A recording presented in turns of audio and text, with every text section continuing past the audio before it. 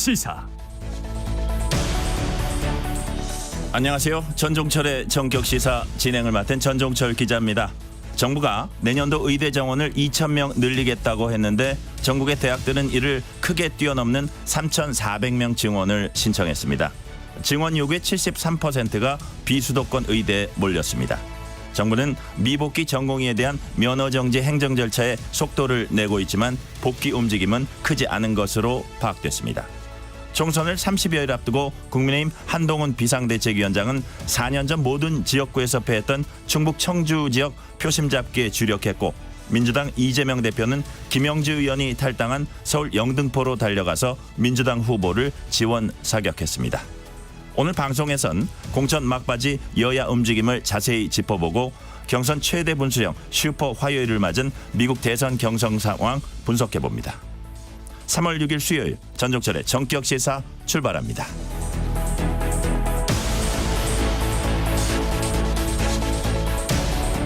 전종철의 전격시사는 유튜브로도 실시간 방송합니다. 문자 참여는 짧은 문자 50원, 긴 문자 100원이 드는 샵 9730, 콩 어플은 무료입니다.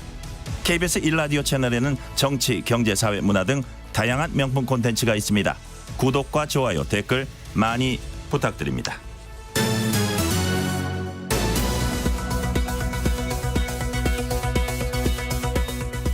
뉴스 브리핑 KBS 보도본부 우정아 기자 나와 있습니다. 어서 오세요. 안녕하세요. 경찰이 오늘부터 차례로 의사협회 전현직 간부 5명을 소환 조사할 예정이죠. 네, 이 경찰이 오늘부터 이 의협 전현직 간부 5명을 차례로 소환 조사를 할 예정입니다. 먼저 오늘 오전 10시엔 주수호 의협 비대위 언론홍보위원장을 소환 조사합니다. 나머지 4명 이 전현직 간부들도 곧 소환될 예정인데 혐의는 의료법 위반 등입니다. 네. 정부가 전국 40개 대학으로부터 의대 증원 신청을 받았습니다. 대학들이 얼마나 더 늘려달라고 요청을 했습니까? 네, 약 3,400명입니다. 사실 이 숫자는 이 정부와 의료계에서 좀 예상을 뛰어넘는 많은 숫자로 해석이 되고 있습니다. 전국 40개 대학의 증원 신청은 정확히 3,401명으로 집계가 됐습니다. 지난해 실시했던 사전 최고치인 2,800여 명도 크게 웃도는 결과인데요. 이 증원 신청 대부분이 비수도권 대학에 집중이 됐습니다. 비수도권 27개 대학에서 전체의 73%에 달하는 약 2,500명을 신청을 했습니다. 충북대가 250명, 울산대가 150명, 또 동아대와 제주대가 각각 100명 해서 이 비수도권 이른바 미니 의대들이 적극적으로 좀 신청을 했습니다. 정부는 늦어도 다음 달 중하순쯤에는 정원 배정을 마무리한다는 방침입니다. 네. 대학 본부, 즉 총장 측은 가급적 많은 증원을 요구하는 경향인 반면에 의과대학, 의대 교수들은 입장이 다른 것 같습니다.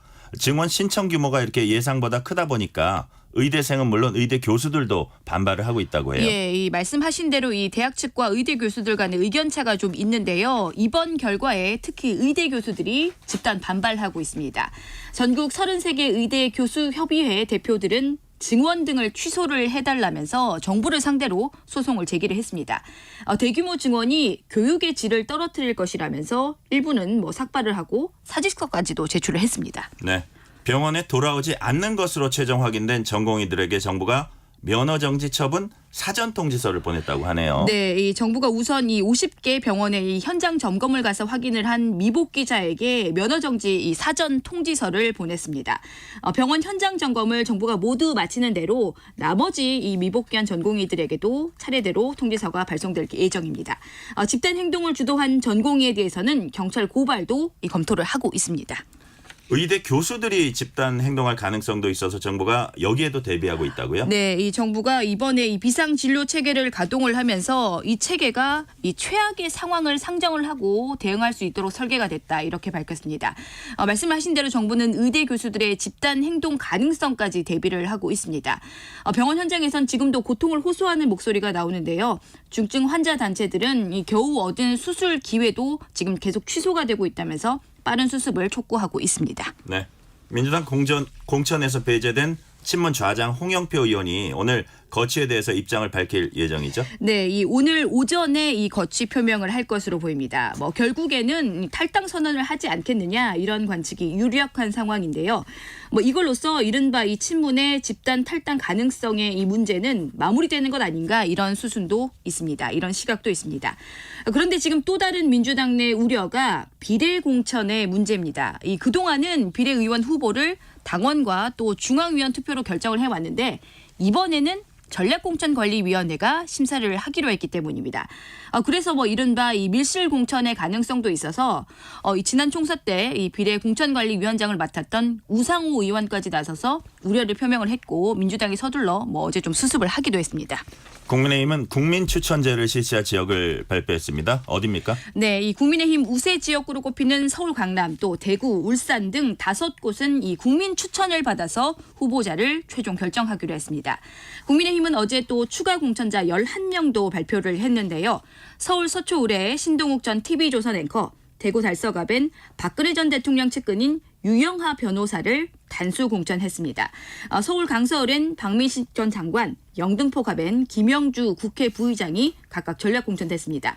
또 서울 서초울에서 컷오프가 된 박성중 의원도 경기 부천을로 이동을 해서 3선 도전에 기회를 잡았습니다. 지금 미국에선 대선 후보 경선이 한꺼번에 치러진 이른바 슈퍼 화요일 투표가 한창 진행 중입니다. 지금 투표 상황 어떻습니까? 네, 뭐 별다른 사고 없이 일단은 투표가 좀 순조롭게 진행이 되고 있는 것 같습니다. 이 오늘로써 사실상 바이든, 트럼프 이 양자 대결 구도가 확정이 될 것으로 보입니다. 미국 민주당과 공화당의 대선 후보 경선이 미 7개 지역에서 동시에 지금 치러지고 있습니다. 본선 전까지 가장 큰 규모의 경선이어서 슈퍼 화요일로 불리는데요. 바이든과 트럼프 사실상 이 두 사람으로 굳어진 상황에서 오늘의 관심사는 누가 빨리 얼마나 득표하는가 여부입니다. 전국적으로 이 무려 6개 시간대에 걸쳐서 진행되는 이번 투표는 우리 시간으로 오늘 오후 2시쯤에는 모두 끝날 것으로 보입니다. 또 상대방이 계속 완주하냐 이것도 관심사인 네. 것 같아요. 최태원 SK 회장과 이혼 소송 중인 센터나비 관장 노소영 씨에게 불미스러운 일이 또 벌어졌습니다. 비서가 돈을 빼돌렸다는데 금액이 얼마나 됩니까? 네, 이 무려 26억 원에 달합니다. 이 노소영 씨 측 주장이 맞다면 이 정말 간큰 비서인데요. 26억 원을 빼돌렸다면서 노 관장이 경찰에 고소를 했습니다. 서울 용산경찰서는 노 관장이 비서로 일했던 A 씨를 특정경제범죄 가중처벌법상 사기와 또 사문서 위조 등의 혐의로 수사하고 있다고 밝혔습니다. 노 관장 측 주장에 따르면 이 문제의 비서는 지난 2019년에 입사를 해서 그때부터 돈을 빼돌렸습니다. 2019년 말부터 최근까지 이 수십 차례에 걸쳐서 노 관장 계좌에서 이 자신의 계좌로 약 20억 원을 이체를 했습니다. 이것도 모자라서 노 관장 명의를 도용을 해서 만든 은행 계좌로 두 차례에 걸쳐서 모두 약 2억 원을 대출을 받아서 빼돌리기도 했습니다. 돈 앞에 눈이 멀었군요. 네. 노소영 씨 측 주장에 따르면은 이 직원이 노소영 씨를 사칭하기도 했다는데 어떻게 된 겁니까? 네, 돈을 빼돌리기 위해서 역시 좀 돈을 빼돌리기 위해서 사칭을 한 것으로 전해지는데요. 이 아트센터 직원들에게 이 자신을 노관장으로 속여서 상여금을 송금하라 이런 문자 메시지를 보낸 뒤에 공금 5억 원을 가로챈 혐의를 또 받고 있습니다. 노 관장은 지난 1월에 이 A 씨를 고소를 한 것으로 뒤늦게 확인이 됐는데요. 특히 노 관장 지금 뭐 말씀하신 대로 이 정말 세게 이 최태원 회장과 이혼 소송까지 하고 있는데 이런 불미스러운 일까지 벌어졌습니다. 이 경찰 수사가 지금 진행이 되고 있으니까 결과를 좀 지켜봐야 할 것 같습니다. 상여금을 송금하라면서 네. 5억 원 가로챈다. 네. 액수가 크네요. 네. 다음 소식입니다. 테라 루나 폭락 사태 핵심 인물인 권도영 씨 송환 나라가 송환국이죠. 지난달 미국으로 결정됐었는데 그런데 몬테네그로 법원이 이걸 무효로 하기로 했다고요. 그럼 어떻게 되는 겁니까? 네, 그래서 이 결론부터 좀 말씀드리면 다시 좀 우리나라로 이 송환될 가능성이 다시 좀 생겼습니다. 네. 이 앞서서 우리나라와 미국 이 각 나라가 이 권도용을 소환받기 위해서 사실상 좀 경쟁을 벌였죠. 몬테네그로 항소 법원이 이번에 미국행을 무효로 하고 사건을 원심으로 돌려보냈습니다. 이렇게 판단한 결정적인 이유가 한국 법무부가 미국보다 먼저 요청을 했다는 겁니다. 앞서 권 씨 측도 한국의 범죄인 인도 요청이 빨랐고 권 씨의 국적이 또 한국인 점을 들어서 항소를 제기를 했었는데 결국 좀 받아들여진 셈입니다. 권 씨의 범죄인 인도 재판은 원심인 고등법원이 결정하면 이 법원이 그동안 항소법원에서 기각이 돼서 이번이 세 번째 이 파기환송입니다. 이번 결과를 좀 지켜봐야 할 것 같습니다. 네.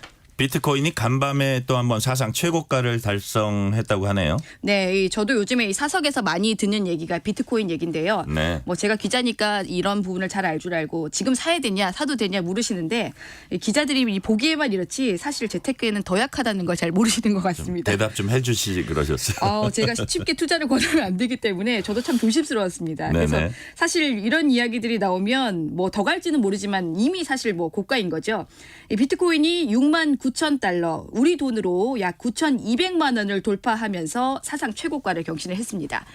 미 동부 시간으로 오늘 오전 10시 5분쯤에 비트코인 한 개당 가격이 24시간 전보다 약 4% 오른 69,115달러를 기록을 했습니다.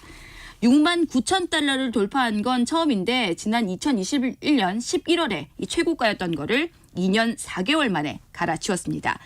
비트코인은 지난해 10월 이후에는 160%나 급등을 했고 지난 2월에만 놓고 보면 40% 넘게 올랐습니다. 많이 올랐으니까 말씀드린 대로 뭐 나도 좀 해볼까 이럴 때 좀 꼭 자세히 알고 신중히 생각하셔야 된다는 점 말씀을 좀 드리고 싶습니다. 그렇군요.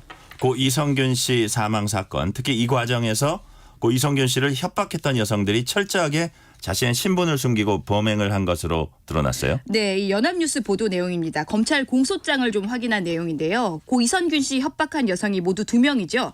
한 명은 이 고 이성균 씨 알고 지냈던 이 문제의 유흥업소 실장이라는 사람과 또 다른 여성이 있죠. 이 구속 영장 실질 심사 받으면서 좀 황당하게 이 어린아이 데리고 왔던 그 여성입니다.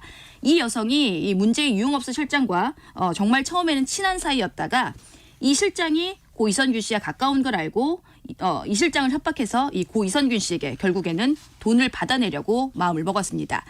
정말 친한 사이였는데 이 두 사람이 이 뒤에서 이 사람이 이런 일을 벌였다는 거죠. 이 문제의 여성은 그렇게 가까웠다는 이 유흥업소 실장을 협박하는 과정에서 신분을 숨기기 위해서 이 불법 유심칩까지 쓰면서 해킹범 행세를 했습니다. 문제의 유흥업소 실장이 협박을 받자 이 고 이성균 씨에게 돈을 요구를 했고 고 이성균 씨는 결국 3억 원을 건넸는데 이 3억 원을 이 문제의 유흥업소 실장이 꿀꺽하고 좀 가로채 버립니다.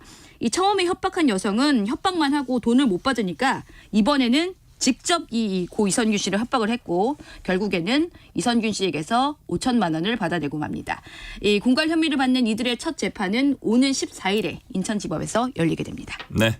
중국의 양회가 차례로 개막했습니다. 이번 양회에서 특히 주목할 점 어떤 겁니까? 네, 이번 양회의 특징을 좀 결론부터 먼저 말씀드리면 시진핑 주석의 1인 체제가 좀 갈수록 확고해지는 양상입니다. 무엇보다 그 증거가 이제 이 전국 인민대표대회 폐막 후에 이 총리 기자회견을 안 한다라고 발표를 한 사실입니다. 사실 이 기자회견은 뭐 중국 권력 2인자이자 이 경제 수장으로서 이 중국 총리의 고유한 권한이었는데 이걸 이번부터 없앤다라고 한 거는 이 사실상 이 중국의 집단 지도 체제가 시진핑 주석 이 한 사람에게 몰린 상하 관계로 바뀌었다는 거죠. 여기다가 국정자문기구 격인 정협의 개막식에선 이 시진핑 주석이 그동안 주창을 해왔던 중국 특색의 사회주의 사상 이런 사상이 다시 한번 좀 강조가 됐다고 합니다. 여러 가지로 이 시 주석의 권한이 한층 더 좀 강화되는 모습을 보였습니다. 정부가 올해부터 퇴학 처분이 내려진 학교 폭력 기록을 4년 동안 학생부에 남기기로 했다고 하네요. 네, 이 학교폭력대책심의위원회 이 학폭위 조치 중에서 이 정말 심하다고 판단되는 퇴학 조치에 대해서 정부가 4년 동안 학생부에 기록되고 또 쉽게 지우지도 못하게 만들었습니다. 4년 동안 남다 보니까 당연히 대학 진학 또 취업까지도 영향을 받을 수 있게 되는 거죠. 삭제 자체도 이 가해자의 진정한 사과, 이 사과가 있어야 이 삭제 신청을 할 수 있도록 이 기준을 좀 까다롭게 바꿨습니다. 교육부는 지난 1일부터 이런 내용을 핵심으로 한 초중등교육법 시행규칙이 개정돼서 시행을 한다고 밝혔습니다. 퇴학 말고 나머지 이 조치들 학생부에 남는 기간이 각각 다릅니다. 서면 사과와 이 학교 봉사 이런 거는 기존대로 졸업을 하면 바로 삭제가 되고요. 뭐 사회 봉사나 이 특별 심리 치료 이런 거는 졸업 후에 2년까지 기록으로 남도록 했습니다. 오늘 여기까지 듣겠습니다. 우정화 기자 수고했습니다. 지금 시각 7시 34분입니다. 전격 시사 출근길 날씨 정보입니다. 내일까지 전국 대부분 하늘이 흐립니다. 오늘은 강원 산지, 내일은 강원 내륙과 산지에 많은 눈 예보고요. 조금 전 1시간 전쯤에 그래도 강원 산지의 대설특보가 우선은 모두 해제가 됐습니다. 밤까지 강원 영동과 산지에 1에서 3cm의 눈이 더 내리겠고요. 또 강원 내륙과 동해안도 1에서 5cm의 적설이 내일 예상됩니다.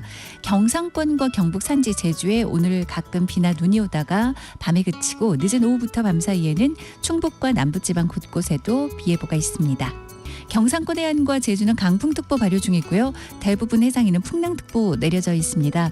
오늘 아침은 서울이 2도로 출발했는데요. 어제보다 4도가량 떨어져 있습니다. 중부지방은 특히 오늘 다소 쌀쌀하거나 추운 느낌인데요. 낮에는 두 자릿수로 대부분 올라 포근해지겠습니다. 서울과 세종, 대전, 대구, 부산, 제주 모두 11도까지 오를 전망인데요. 다만 강릉은 5도의 낮 기온에 그치겠고요. 내일은 전국 곳곳에 비나 눈 예보가 있고 오후부터 찬 공기가 들어옵니다. 금요일부터 일요일 아침까지는 다시 꽃샘추위 예상됩니다. 지금 서울 기온은 2.7도입니다. 날씨 정보 최영우였습니다. 계속해서 이 시각 교통 상황입니다. KBS 교통정보센터의 김민희 씨가 정리해 드립니다. 출근 정체가 빠르게 늘고 있습니다. 중부고속도로 남이 쪽으로 중부 3터널 부근 1차로에서는 낙하물을 처리하고 있습니다. 더 가서는 호법 분기점에서 모가 사이로 더디게 지납니다. 경부고속도로 부산 쪽으로는 한남부터 서초 사이와 또 남사에서 안성 분기점 사이로 속도 줄여 지납니다. 반대 서울 방면으로는 먼저 영남권 양산 일대로 정체고요. 이후 충청권에서는 북천안 일대로 더디게 지납니다. 그 후로는 금토 분기점에서 반포 사이로 11km 구간에서 긴 정체 이어지고 있습니다. 서울시내 강변북로 구리 쪽으로는 행주대교부터 동작대교 사이로 정체 길어져 있습니다. 더 가서 한남대교 부근 4차로에는 고장난 차가 서 있고요. 같은 방면 올림픽대로에서도 행주대교부터 월드컵대교 사이와 여의도 일대로 더디게 지납니다. KBS 교통정보센터였습니다.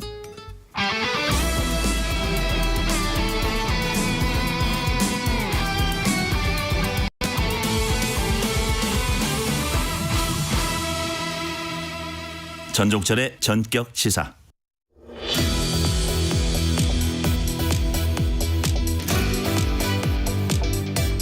올해 2024년은 전 세계적으로 선거의 해입니다.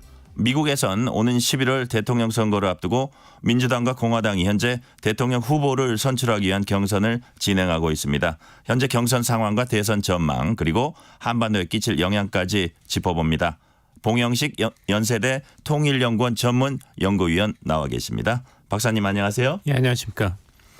미국 시간으로는 지금이 3월 5일 화요일입니다. 16개 주에서 대선 경선이 치러져서 이제 슈퍼 화요일 이렇게 불리는데요. 현지 시각 오늘 경선 투표에 들어갔는데 현재까지 경선 상황 어떻습니까?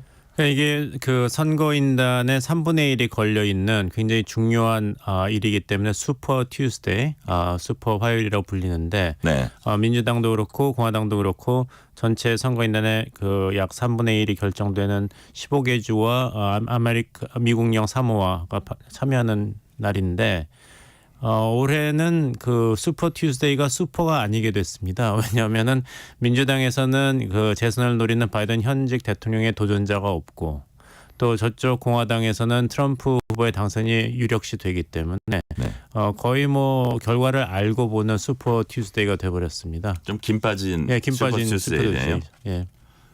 지금 말씀하신 대로 지금 현재 흐름을 보면 트럼프 전 대통령 공화당 후보로 결정될 거는 거의 뭐 앞으로 확실시 되지 않나 이렇게 보여요. 그렇죠. 현재 스코어가 니키 헤일리 대사에 비해서 뭐 10배 정도 앞서고 있으니까요. 확보된 선거인단이 244명 대 니키 헤일리 대사의 24명. 그리고 그러니까 이제 공화당 후보 대선 후보로 확정이 되려면 전 선거인단 2,429명 중에 절대 거만인 1,215명을 확보하면 됩니다. 근데 무난히 달성할 것 같고요. 슈퍼 튜즈에 874명이 결정되니까요. 문제는 이제 니키 헤일리 후보가 사퇴를 할 것인가, 또 사퇴를 한 다음에 공화당 전국위원회에서 요구하는 대로 누가 공화당 대선 후보가 되든지 지지를 공식적으로 표명할 것인가, 이 질문했을 때 니키 헤일리 후보가 모르겠다고 했어요. 네. 그러니까 트럼프 후보가 그렇게 싫은 거죠. 2016년에 테드 크루즈 텍사스 상원의원도 지지 연설을 하지 않고 거기 모인 공화당원들한테 여러분들 양심에 따라서 투표하십시오 이런 얘기를 해서 논란이 있었거든요. 여기서 화들짝 놀란 이제 공화당 전국위원회가 그 다음에는 그 대선 토론에 참여하는 후보들은 다 지더라도 선출된 대선 후보를 적극 지지한다는 입장을 공식적으로 표명을 해야지 참여할 수 있다고 조건을 걸었습니다. 그래서 네네. 이런 거를 볼 때는 니키 헤일리 대사 입장도 그렇고 배신을 제일 싫어하는 트럼프 후보 입장에서 보고 두 사람이 러닝메이트가 되기는 어렵지 않은가 생각합니다. 네. 한번 겪어본 사람들은 되게 싫어하더라고요. 트럼프를. 그렇죠. 슈퍼바이를 하루 앞두고 미국 연방 대법원이 트럼프 전 대통령의 경선 후보 자격을 박탈한 콜로라도주 법원 결정을 뒤엎었습니다. 이제 대선 출마가 가능해졌다 이런 얘기인데요. 그런데도 여전히 트럼프 전 대통령 둘러싼 민형사 소송 여러 건 진행되고 있어요. 이번 판결로 대선 출마 관련된 법적 문제 이제 해소가 된 것인지 아니면 좀 남아 있다고 봐야 하나요? 당분간 회수가 됐지만 남아있다 이렇게 애매한 답변을 드릴 수밖에 없는 것이 그 연방 대법원 판결 만장일치였습니다. 그래서 거기서 판사가 강조한 것은 우리가 진보 성향이든 보수 성향이든 만장일치로 결정했다는 것을 미국 국민들이 주목해 주십시오 얘기를 했어요. 왜냐하면 이거는 연방에서 결정할 문제지 대통령 피선거권은 네. 이렇게 주 차원에서 주정부나 주 법원이 결정할 문제가 아니다.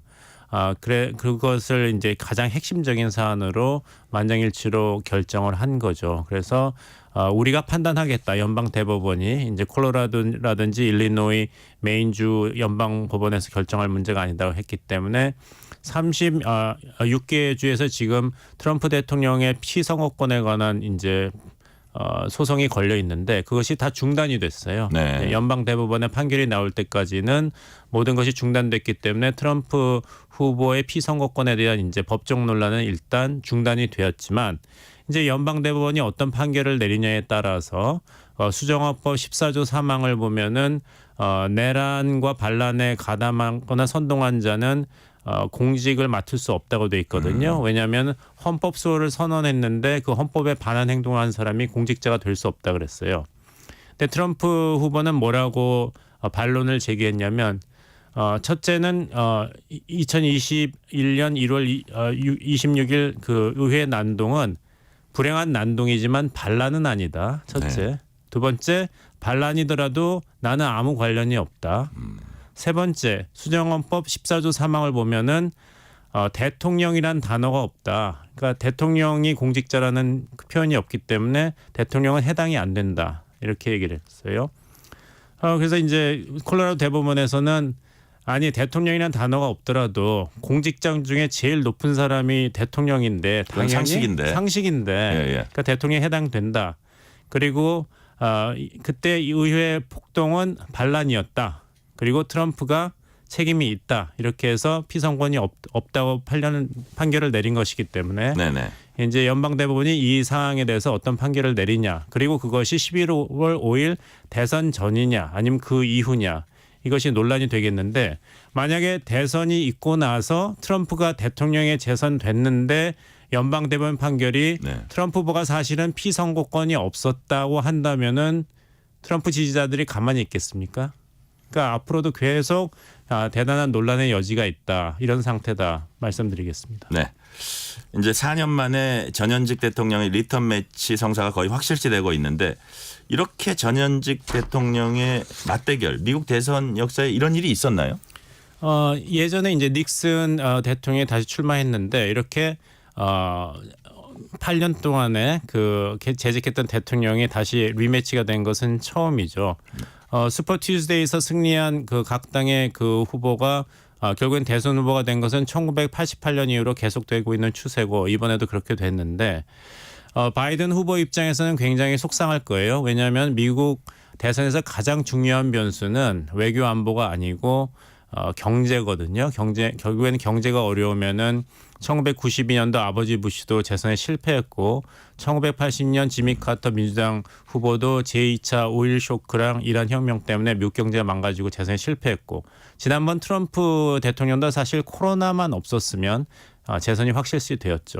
근데 여러 가지 경제 지표를 보면은 그 실업률이라든지 인플레이션 이런 게 계속 좋은 추세를 보이고 있기 때문에 바이든 대통령의 재선이 확실시 돼야 됩니다. 그런데 계속 뒤지고 있지 않습니까? 그래서 이제 건강 리스크, 기억을 잘 못하기 때문에 대통령직을 과연 82세 바이든이 잘 할 수 있을 것인가 이것이고, 두 번째는 기운이 없어요. 그래서 이제 우리나라도 이런 얘기를 많이 하지 않습니까? 이게 나라냐? 이게 미국이냐? 왜 이렇게 미국에서 극단으로 그런 가냐? 얘기들 많이 나오죠. 그렇죠. 그러니까 키워드는 지금 유권자들이 부글부글입니다. 뭐 이런 사람들끼리 대선을 너무 또 하냐? 급진적이고 네네. 이런 얘기를 하고, 또 민주당 지지자 측에서는 트럼프가 대통령감이냐 이게 네. 나라냐, 이게 충돌하기 때문에 양극화 현상이 일어나고, 여기서 이제 바이든 대통령이 좀 이렇게 건강 리스크를 해소하고 또 트럼프가 얼마나 위험한 인물인지를 부각시켜야 되는데, 아직까지는 거기에 성공하지 못하고 있기 때문에 계속 여론조사에서 뒤처지는 그런 경향을 보이고 있습니다. 또 반면에 이렇게 보면 옛날에 이제 빌 클린턴이나 바락 오바마 같은 이런 젊은 정치인들이 세차게 도전하는 그런 게 안 보인 것도 참 신기해요. 그걸 트럼프가 하고 있죠. 네네. 지금 세찬 기운과 에너지를 보이는 후보가 누굽니까? 바이든 대통령이 아니라 트럼프죠. 결국엔 네. 나이 차이가 3살밖에 안 되는데 누가 노인으로 보이고 누가 젊은 지도자로 보이든지 거기서 트럼프가 계속 기세를 올리고 있습니다. 네. 우리 국민들이 이 미국 대선 자체에도 이제 그 흥미를 가지지만 우리 한반도에 끼치는 영향 때문에 이제 더 관심을 갖잖아요. 그래서 이제 바이든이 재선이 된다면 뭐 큰 변화가 없을 거라고도 보는데, 트럼프 대통령이 이제 만약에 재선이 된다면 이제 두 번째로 예. 대통령이 된다면 어떤 변화가 있을까? 이제 일단은 어떤 경제적인 측면 어떤 변화가 있을까요? 이제 미국 우선주의이기 때문에 그런 얘기를 했지 않습니까? 관세를 10% 모든 나라에 부과하겠다 이런 얘기를 했고, 특히 중국에 대해서는 60% 관세를 부과하겠다 이런 강한 입장을 표명하고 있죠. 그런데 예. 이것이 사실 정책으로 실현이 될지는 두고 봐야 될 것입니다. 왜냐하면 여러 가지 이제 조약과 협정이 있으니까. 사실 중국에 대해서 60% 관세를 대통령이 마음대로 매길 수가 없어요. 미국 법에 따르면은 대통령이 의회 승인이 없이 어느 국가에 관세를 매길 수 있는 최고가 50%까지입니다. 네네. 트럼프보다 그걸 알 텐데 이제 유세 중에 그런 걸 상관 안 하고 이렇게 뻥 터트리는 거죠. 근데 이제 바이든 대통령이 재선된다 하더라도 결국에는 아까 말씀드린 대로 미국 사람들이 부글부글 끓고 있기 때문에 왜 돈 있는 사람만 이렇게 돈이 있냐, 우리는 고생하는데. 예. 그래서 미국 우선주의는 바이든이 재선이 되든 트럼프가 당선이 되든 앞으로 4년 동안 미국에서는 계속 유지될 것으로 보입니다. 네. 사실 인플레이션 감축 법안도 트럼프가 만든 게 아니라 바이든이 만들었지 않습니까? 그렇죠. 그러니까 바이든이 당선된다 그래도 그렇고 트럼프가 당선된다고도 미국 우선주의의 인플레이션 감축 법안 같은 것은 계속 유지되거나 강화될 것이다. 여기에 우리가 대비를 해야 된다 말씀드리겠고, 반면에 트럼프는 모든 게 거래가 가능하다는 입장이니까, 그리고 트럼프를 처음 겪어보는 것도 아니고 4년 동안 학습 효과가 있지 않습니까? 네네.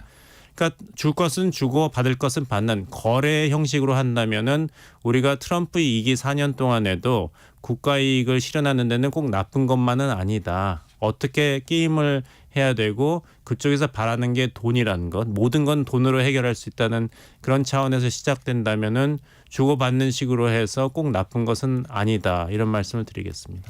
우리가 이제 방위비 인상 압력 때문에 트럼프 대통령 시절에 애를 먹었던 이제 기억이 있거든요. 근데 이제 거래가 이제 긍정적인 측면도 있다고 말씀하셨는데, 이게 또 한편으로는 북한과 거래를 돈의 관점에서 하고 어떤 동맹을 돈의 관점에서 본다 이러면 이게 또 위험해질 수 있는 측면도 있는 것 같아요. 그런 부분은 어떻게 보세요? 분명히 있습니다. 근데 꼭 나쁜 것은 아닌 게, 일단 바이든이 재선에 성공한다면은 그동안 윤석열 정부가 바이든 행정부와 합의했던 여러 가지 중요한 안보 시스템이 있지 않습니까? 네네. 그게 유지되니까 좋죠. 우리가 투자한 게 계속 유지되니까요. 트럼프가 당선되면 어떻게 되는가? 북한과 직거래를 할 때 우리가 피해를 보지 않는가? 그럴 가능성이 있습니다. 하지만 모든 게 거래이기 때문에, 그럼 우리 입장에서는 트럼프 행정부가 북한하고 직거래를 해라. 대신에 북한의 핵 위협에 계속 노출돼 있으니까 우리도 우리 방어 능력을 고도화시켜야 되니까 그것을 미국이 합의해 달라. 대신에 우리가 그 돈을 지불하는 것이죠.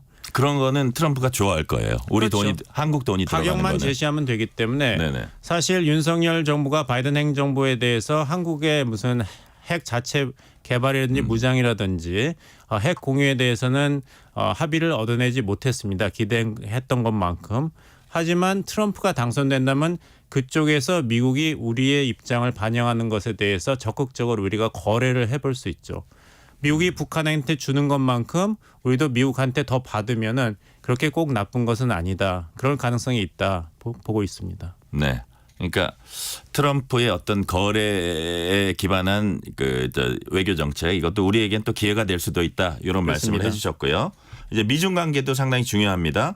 트럼프 전 대통령이 중국 대기를 본격화하면서 미중 관계가 이제 악화되니까 우리나라 입장이 한때 곤혹스러웠던 그런 적이 있는데, 그런데 바이든 대통령 집권 이후에도 대중 관계가 뭐 그렇게 큰 그 기조의 변화는 없었던 것 같아요.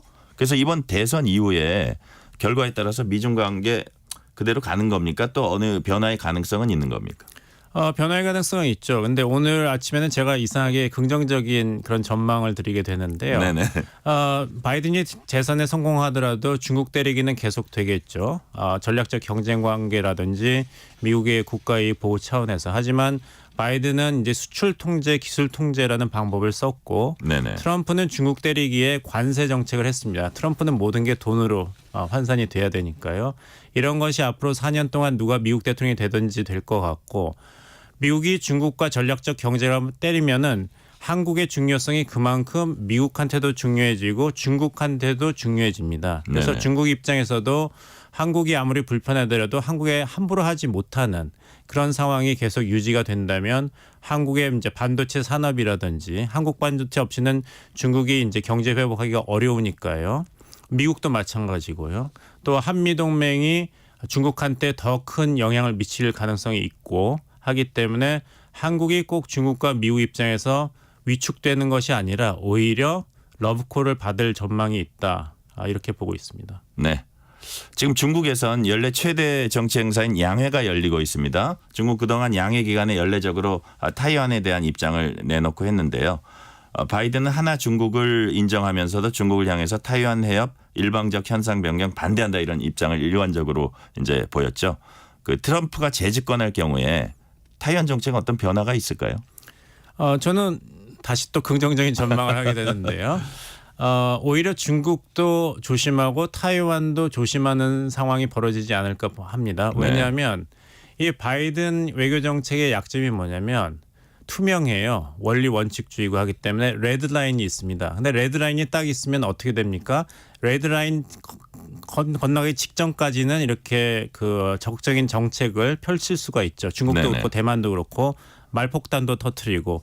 하지만 트럼프가 당선이 된다면 레드라인이라는 게 없지 않습니까? 트럼프 행정부가 어디로 튈지 모르고. 그러면 중국도 그렇고 대만도 그렇고 상황이 얼마나 악화될지 모르기 때문에 오히려 행동을 자제하는 그런 경향을 보이게 될 것입니다. 네. 그래서 오히려 대만 해협에서 긴장 관계는 중국한테도 이익이 안 되고 대만도 위험성이 너무 높기 때문에 대만 총통 선거도 끝난 마당에 서로 조심하는 현상이 오히려 트럼프가 당선이 되면 일어나지 않을까 전망해 봅니다. 트럼프 전 대통령 집권기에 비교적 러시아에 호의적이었던 건 알려져 있었는데 최근에 푸틴 러시아 대통령이 예측 가능한 바이든이 당선되는 게 더 낫다 이렇게 말했다고 해요. 바이든이냐 트럼프냐 누가 대통령이 되냐에 따라서 미러 관계가 달라질까요? 시간 한 30초 남았네요. 죄송합니다. 푸틴 대통령이 일부러 미국 언론에 이렇게 혼란스러운 메시지를 던지는 것 같습니다.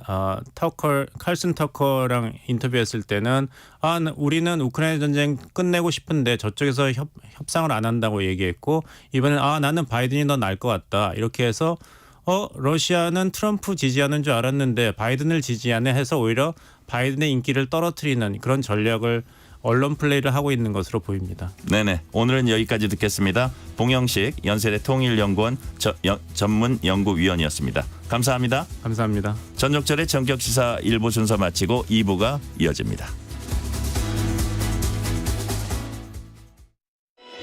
안녕하세요. 배우 신혜라입니다. 우리 아이들을 위한 늘 봄처럼 따뜻한 학교, 늘봄학교를 아시나요? 그동안 아이가 돌봄 교실에 탈락하면 어쩌나 걱정 많으셨죠? 올해 초등학교 1학년부터 희망하는 학생 모두 매일 2시간 맞춤형 프로그램을 무료로 이용할 수 있다고 하네요. 늘봄학교는 학교 수업이 끝난 오후 시간에도 함께 운동하고 예술을 즐길 수 있도록 다채로운 프로그램을 운영합니다. 누구나 누리고 모두가 만족하는 늘봄 학교에서 아이들의 꿈을 키워주세요. 늘봄 학교 캠페인은 교육부와 함께합니다. 안녕하세요. 보건복지부 장관 조경입니다. 구급차가 응급실을 찾지 못해 애를 먹고 환자들은 서울 큰 병원 가느라 새벽 기차를 타고 의사들은 잦은 당직으로 아이 얼굴 보기도 어렵습니다. 이제는 바뀌어야 합니다. 정부는 내년부터 의대 정원을 2,000명 늘립니다. 의사만 늘리지 않습니다. 실력 있는 의사들이 소신껏 진료하고 언제 어디서나 필요한 진료를 받을 수 있도록 대한민국 의료를 바꾸겠습니다. 국민과 함께하는 담대한 의료개혁에 의료계도 동참해 주십시오. 정부는 최선을 다하겠습니다. 감사합니다. 알고 계시나요? 겨울철에 심해지는 미세먼지 피해를 줄이기 위해 계절관리제 차량 운행 제한 제도가 시행됩니다. 매년 12월부터 이듬해 3월까지 수도권과 부산, 대구, 광주, 대전, 울산, 세종에 진입하여 운행하는 배출가스 5등급 차량의 운행이 제한되며 저공해 조치 차량은 자유롭게 운행할 수 있습니다. 저공해 조치 신청은 자동차 배출가스 전산 시스템 또는 지자체 환경부서에서 가능합니다. 미세먼지 없는 깨끗한 하늘 만들기. 이 캠페인은 환경부와 한국환경공단이 함께합니다.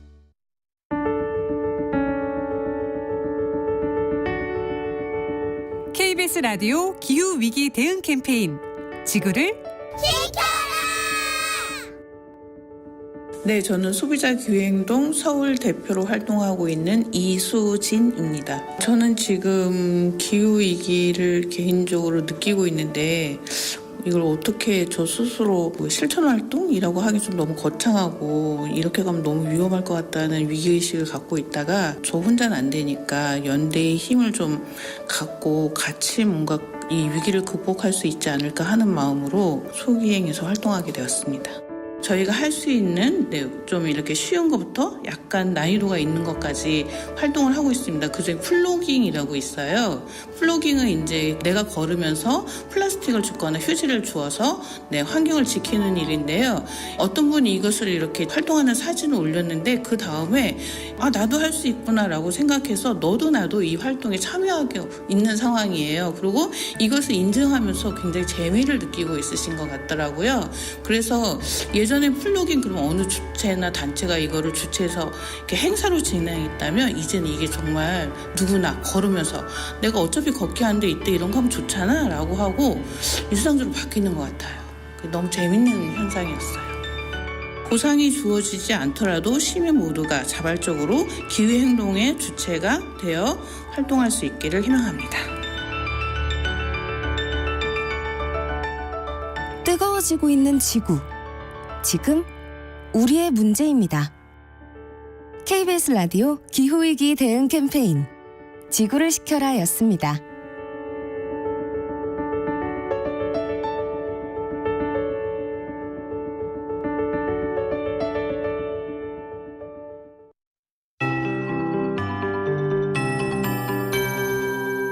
KBS 58분 날씨.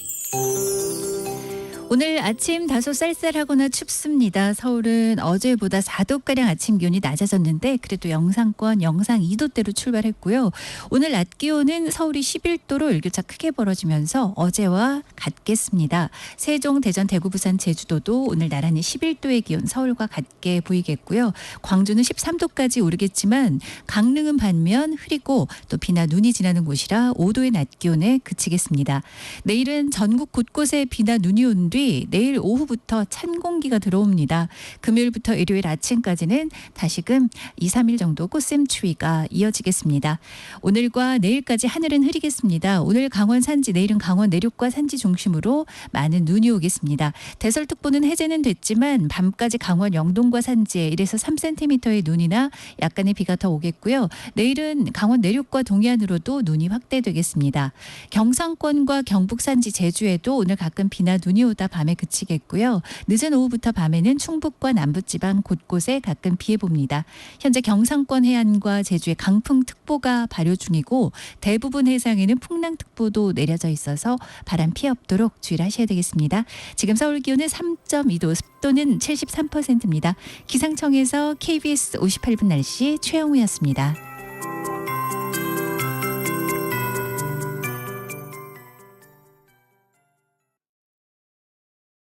정성을 다하는 국민의 방송 KBS가 8시를 알려드립니다. AM 711kHz, FM 97.3MHz, KBS 1라디오입니다. HLKA.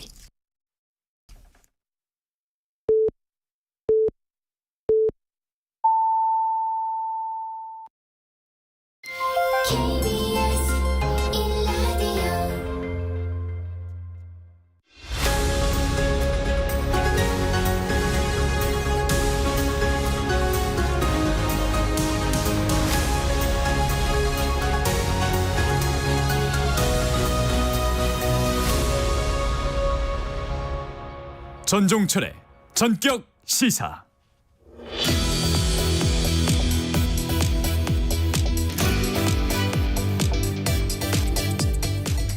이번 총선 격전지 중 한 곳이 여야 잠룡들의 대결이 성사된 경기 성남 분당 갑입니다. 대권 주자였던 안철수 국민의힘 의원에게 노무현이 적자로 불렸던 이광재 전 국회 사무총장이 도전장을 내밀었습니다. 이광재 전 총장 전화 연결돼 있습니다. 총장님 안녕하세요. 네, 안녕하세요. 행복한 분당, 신나는 판결을 만들러 온 이광재입니다. 네. 당초 서울 종로 출마 추진하다가 고 노무현 전 대통령 사위 곽상원 변호사 지지를 선언을 했습니다. 종로 출마 접고 경기 성남 분당갑에 출마하게 된 이유 좀 설명해 주세요. 네, 노무현 대통령에 대한 의리를 지키기 위한 것이고요. 그리고 대한민국의 대표 도시인 판교 분당을 만들어서 경제 성장과 국민 행복의 미래 도시를 만들기 위해서 왔습니다. 이제 총장님은 강원도 출신이고 강원도 지역구에서 3선 강원도 지사도 지냈습니다. 근데 네. 뭐 이게 민주당 세가 약한 곳이 이제 강원도잖아요. 그래서 그렇습니다. 강원도 가야 되는 게 아니냐 이런 얘기도 좀 있었던 것 같아요. 근데 네. 막상 마땅치 않아서 다른 곳을 갔다. 뭐 이런 얘기를 하는 분들도 있습니다. 어떻습니까? 아니고 저는 훨씬 더 당선 가능성이 높은 지역에 제안을 받았음에도 불구하고 제가 어려운 분당을 선택했습니다. 왜냐하면 분당 유권자를 믿기 때문이고요.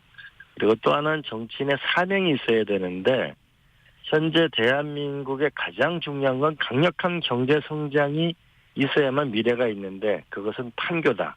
그리고 또 하나는 국가는 G10 국가가 됐는데 국민의 삶의 질은 36위인데 행복한 삶의 모델을 만들어야 하는데 이곳 분당이 일기 신도시가 재건축을 앞두고 있기 때문에 여기서의 행복 모델 도시를 만드는 사명을 만들 수 있다고 생각하기 때문에 이것을 과감하게 사명감을 가지고 선택했습니다.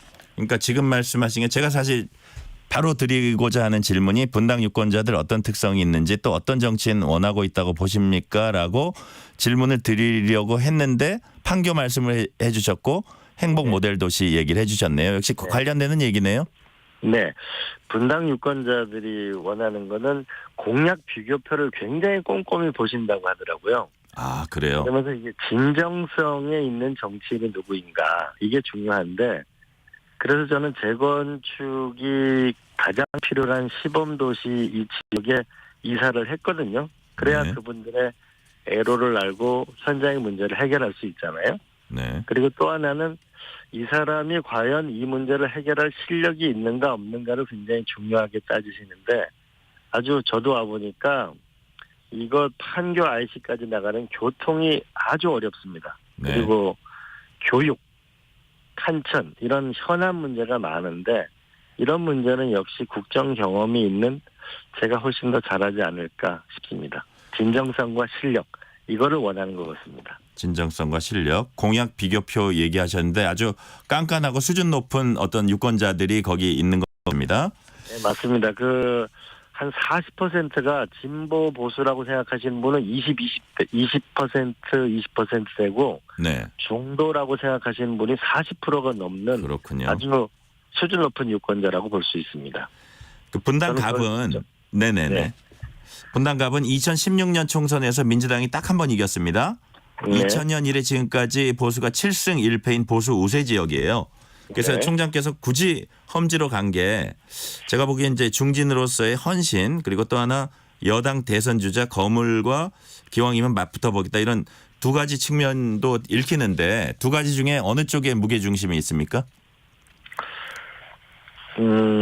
저는 지금 한국 정치의 가장 큰 문제는 말만 많고 실적이 없다는 거거든요. 네. 저는 실적을 내는 정치인이 되고 싶습니다. 먼저 실적을 내서 미래를 가책하고 싶은데 그 실적을 저는 경제 성장과 국민의 행복한 삶이라고 보는 거죠. 그걸 판교 분당에서 모델을 만들어서 이걸 성공한 다음에 다음을 기약하겠다. 먼저 모델을 만들겠다. 이게 제 생각입니다. 안철수, 이광재 양자구도에 지금 판교 노동자 이력을 내세운 개혁신당 류호정 전 의원이 이제 가세를 했습니다. 네네. 굳이 정치공학적으로 보면 다시 말해서 표 분산 차원에서 따지면 안철수, 이광재 두 분 중 누구에게 유리한 건지 아니면 영향이 없는 건지 어떻게 보세요? 그래서 결국은 두 분 다 좋은 분인데 결국 광철 대전으로 집약되지 않을까. 제가 빛광자이거든요. 그래서 네네. 결국은 빛이 철을 녹이지 않을까 그런 생각을 하고 있습니다. 또 철은 빛으로 만든다 그러면 어떡합니까? 여하튼 네 알겠습니다. 네네. 안철수 의원에게 정책 토론 제안하셨습니다. 그 이후에 어떻게 됐습니까?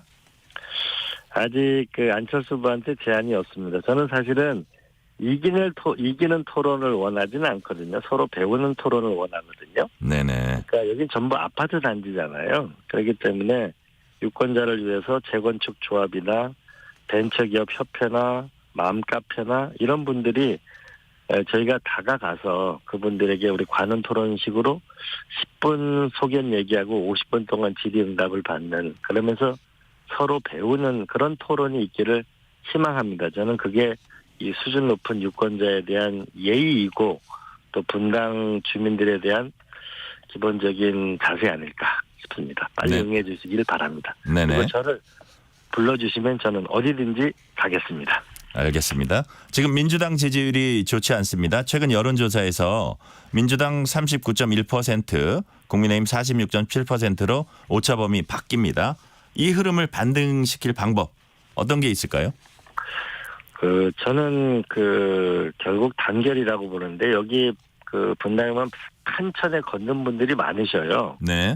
그런데 어느 노 부부께서 이렇게 걸어가시면서 저를 보면서 하시는 말씀이 집안이 화목해야 복이 들어오는 거 명심하세요. 그러시더라고요. 네. 그러니까 결국은 민주당이 화목한 모습을 보여야 복이 들어오지 않을까요? 국민의 민심이.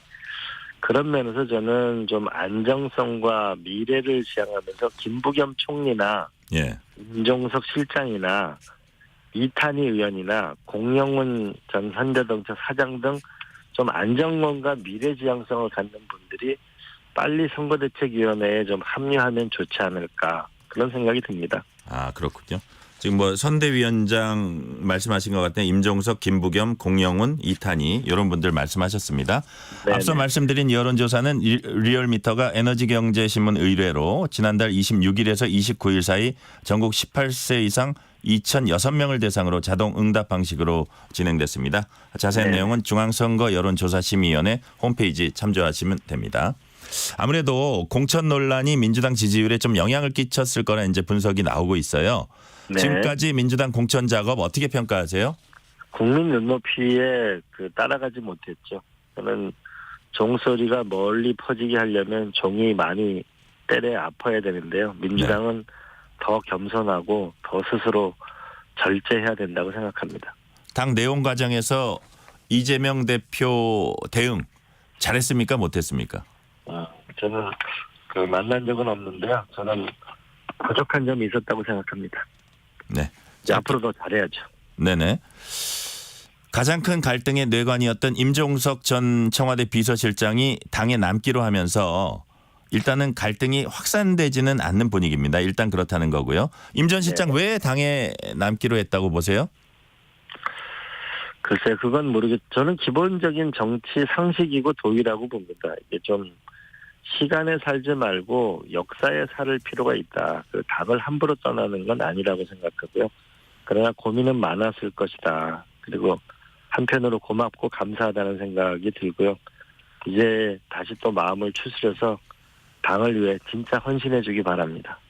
뭐 당권 도전을 위해서 지금 일보 후퇴한다 이런 시각도 있긴 있습니다. 근데 남은 총선 기간 임 전 실장이 어떤 역할을 할지도 관심입니다. 서울 중성동갑에 나선 전현희 전 국민권익위원장이 선대위원장 자리를 제안을 했어요. 임 전 실장이 이를 받아들일 가능성이 있다고 보세요? 저는 임 전 실장이 선대위원장의 역할을 저는 당에서 요청했으면 하는 게 좋다고 봅니다. 결국은 국민들이 압니다. 누가 더 낮은 자세로 헌신하는가. 그리고 지금은 우리가 더 스스로 더 낮추고 더 겸손한 백의종군하는 그런 마음을 가져야 될 때라고 생각합니다. 네. 그러니까 헌신의 차원에서 내키지 않더라도 지금은 하는 게 맞다. 뭐 그런 말씀이라고 제가 이해가 되네요. 뭐 내키지 않더라가 아니라 그냥 저는 해줬으면 하는 바람을 가지고 있습니다. 네네. 아까 이제 이런 분들이 이제 선대위에 좀 했으면 좋겠다고 제가 기억하기를 네 분을 말씀하셨어요. 김부겸, 네. 임종석, 공영훈, 이탄희 이런 분들을 네. 말씀하셨습니다. 네. 김부겸, 정세균 전 총리 뭐 공천 과정에서 좀 이재명 대표와 각을 어느 정도 세웠습니다. 네네. 그래도 뭐 이분들이 뭐 지금 상황이 급하니까 나올 수 있다고 보시는 거죠? 저는 그분들이 민주당에 대해서 비판적인 목소리를 내셨기 때문에 그분들을 모시는 게 저는 맞다고 생각을 하고요. 더더욱이요. 예, 더더욱이 모셔오는 것이 저는 필요하다고 보고 이탄희 의원 같은 경우는 많은 젊은이들에게 희망을 주는 정치인이기 때문에 같이 하는 게 좋고 우리 공영훈 현대자동차 사장은 우리가 결국 경제가 중요하잖아요. 그런 면에서 역할이 있었으면 좋겠습니다. 네. 네. 그리고 여성분이 중요한데 이 분야에는 또 전문가를 찾아서 하면은 더 좋겠죠. 네네. 제가 보니까 오늘이 민주당 공천에서 매우 중요한 날입니다. 여러 곳 경선 결과가 나오더라고요. 네네. 그중에 제가 몇 가지 질문을 두 가지로 나눠서 드리겠는데 그중에 하나가 서울 은평을에서 현역인 강병원 의원과 김우영 전직인지 현직인지가 확실치 않은데 강원도당 위원장이 이제 경선을 치렀습니다. 네. 강원도당 위원장이 은평을 경선에 뛰어든 거 어떻게 보세요? 그래서 저도 경선 결과를 지금 유심히 지켜보고 있습니다. 은평 주민들이 현명한 결정을 내려주시길 기대하고 있습니다. 네. 오늘 이제 아주 전국적으로 여러 결과가 나오는데 그중에 이제 노영민 전 청와대 비서실장 청주 상당 경선 결과도 오늘 나올 예정이고요. 아울러서 이제 가장 주목되는 게 하위 10% 현역들이 감점받고 이제 경선을 벌인 지역구들입니다. 네. 그런데 뭐 강북이죠. 박영진 대 정봉주, 윤영찬 대 비례대표 이수진, 남양주을인가요? 김한정 대 김병주. 저도 참 결과가 궁금해요. 네. 총장님 보시기에 좀 약간 이전 상황입니다만 박용진, 윤영찬, 김한정 이런 분들 쭉 봐오셨잖아요. 네네네. 하위 10% 평가 납득이 됩니까? 저는 이분들이 10% 그 평가를 받고 당에서 경선을 수용하면서 이거를 꿋꿋이 이겨나가겠다는 그런 결단을 펴한 거를 저는 아주 높이 평가합니다. 그리고 결과는 결국 지역에 있는 유권자와 당원들이 결정하는 거니까 저도 유심히 지켜보고 있습니다. 그리고 이분들이 아주 불리한 어떤 페널티를 가지고도 끝까지 경선에 한 거 높이 평가하시는 거죠? 그럼요. 저는 그런 태도를 아주 높이 평가합니다. 그래서 그게 좀 당당한 태도라고 생각하고요. 그리고 그런 것도 또한 지역 주민들이 알아줄 거라고 생각합니다. 네. 아직 민주당 내 갈등 불씨가 이제 꺼졌다고는 볼 수 없습니다. 오늘 홍영표 의원 친문 자장이라고도 불리죠. 거치와 관련된 입장 발표를 합니다. 좀 정보가 있으실 수도 있을 것 같아요. 이제 우리들이 관측하기에는 많은 사람들이 뭐 탈당을 하지 않겠느냐 하는데 총장님께서는 어떻게 예상하세요? 그래서 저는 예상은 모르겠고요. 저는 좀 탈당을 안 해주셨으면 좋겠습니다. 우리가 라이언 일병 구하기라는 영화를 보면서 우리가 느끼는 감동이 있는데요. 네네. 저는 어려울 때 떠나는 건 아닌 것 같습니다. 그리고 지금 부산의 전재수 의원이나 박재호 의원이나 수많은 지금 험지에서 현장에서 우리가 정말 각고의 노력을 하는 그 후보들을 생각하면서 오늘을 보지 말고 좀 더 긴 내일을 보면서 좀 더 같이 노력하는 그런 모습이었으면 참 좋겠습니다. 네. 중진 우상호 의원이 비례 밀실 공천 의혹을 이제 제기를 했고요. 앞서서 당 선관위원장이었던 정필모 의원이 여론조사 업체 누군가 끼워 넣었다 폭로하고 사퇴를 했습니다. 이런 일련의 의혹들이 근데 명쾌하게 정리가 되거나 뭐 어떤 그러고 지나가는 것 같지가 않아요. 어떻게 보세요, 이런 것들? 네, 지금 저희가 그 국민 눈높이에 맞지 않는 부분이 일부 있는 것 같습니다. 그 부분은 뭔가 저부터 죄송하게 생각하고 당에서 빨리 국민들의 마음을 가질 수 있도록 함께 할 수 있도록 선대위 체제로 빨리 좀 전환됐으면 좋겠습니다. 김영주 의원 국회 부의장이죠. 4선의 김영주 의원이 국민의힘에 입당한 뒤에 자신의 오랜 지역구 서울 영등포 갑에 전략 공천이 됐습니다. 김영주 의원의 행보 어떻게 보십니까? 김영주 의원 입장에서는 서운한 부분도 많이 있을 거라고 생각합니다. 그러나 한편으로 생각하면은 국회의원이 무엇인지, 국회의원 배지가 무엇인지, 어떻게 살아야 하는 것이 옳은 것인지 이런 많은 질문들을 국민들에게 던져주는 거라고 생각합니다. 좀 많이 안타깝습니다. 그리고 네. 슬픕니다. 안타깝고 슬프다는 말씀해 주셨습니다. 조국 혁신당의 조국 대표가 민주당 이재명 대표를 예방을 했습니다. 그동안 민주당은 조국 신당과 애써 거리를 더우는 모습을 자주 보였었거든요. 그런데 어제 이재명 대표는 윤석열 정권 심판에 모두 힘을 합쳐야 한다. 그중에 조국 혁신당이 함께 있다. 이러면서 연대 가능성을 이제 시사를 했습니다. 이게 최근 민주당 지지율 하락에 대한 위기감 그리고 조국 혁신당 지지율이 의외로 높게 나오고 있는 점이 영향을 끼쳤다라는 분석도 있어요. 총장님 어떻게 보세요? 저는 조국 신당에 대한 지지도가 높은 거는 민주당에 대한 실망이 하나가 있는 것 같고요. 네. 두 번째로는 정의당을 지지했던 분들이 조국 신당을 또한 지지하는 것이 많아지고 있는 것 같습니다. 두 가지가 합쳐졌단 말씀이시죠? 네네. 그런 면에서는 현 정권의 집권 3년 차에 들어서 이 정부 국민의 60%가 잘 못한다고 생각하시는 이 정권을 평가를 하는 데는 같이 해야 되겠습니다. 그러나 또 한편으로는 민주당이 부족한 점이 있다는 것도 현실로 우리가 받아들여야 되겠습니다. 네네. 반면에 민주당과 조국 혁신당의 조합을 우려의 눈으로 바라보는 분들도 있습니다. 예컨대 이재명 사법 리스크에다가 조국 사법 리스크를 얹었다, 더했다.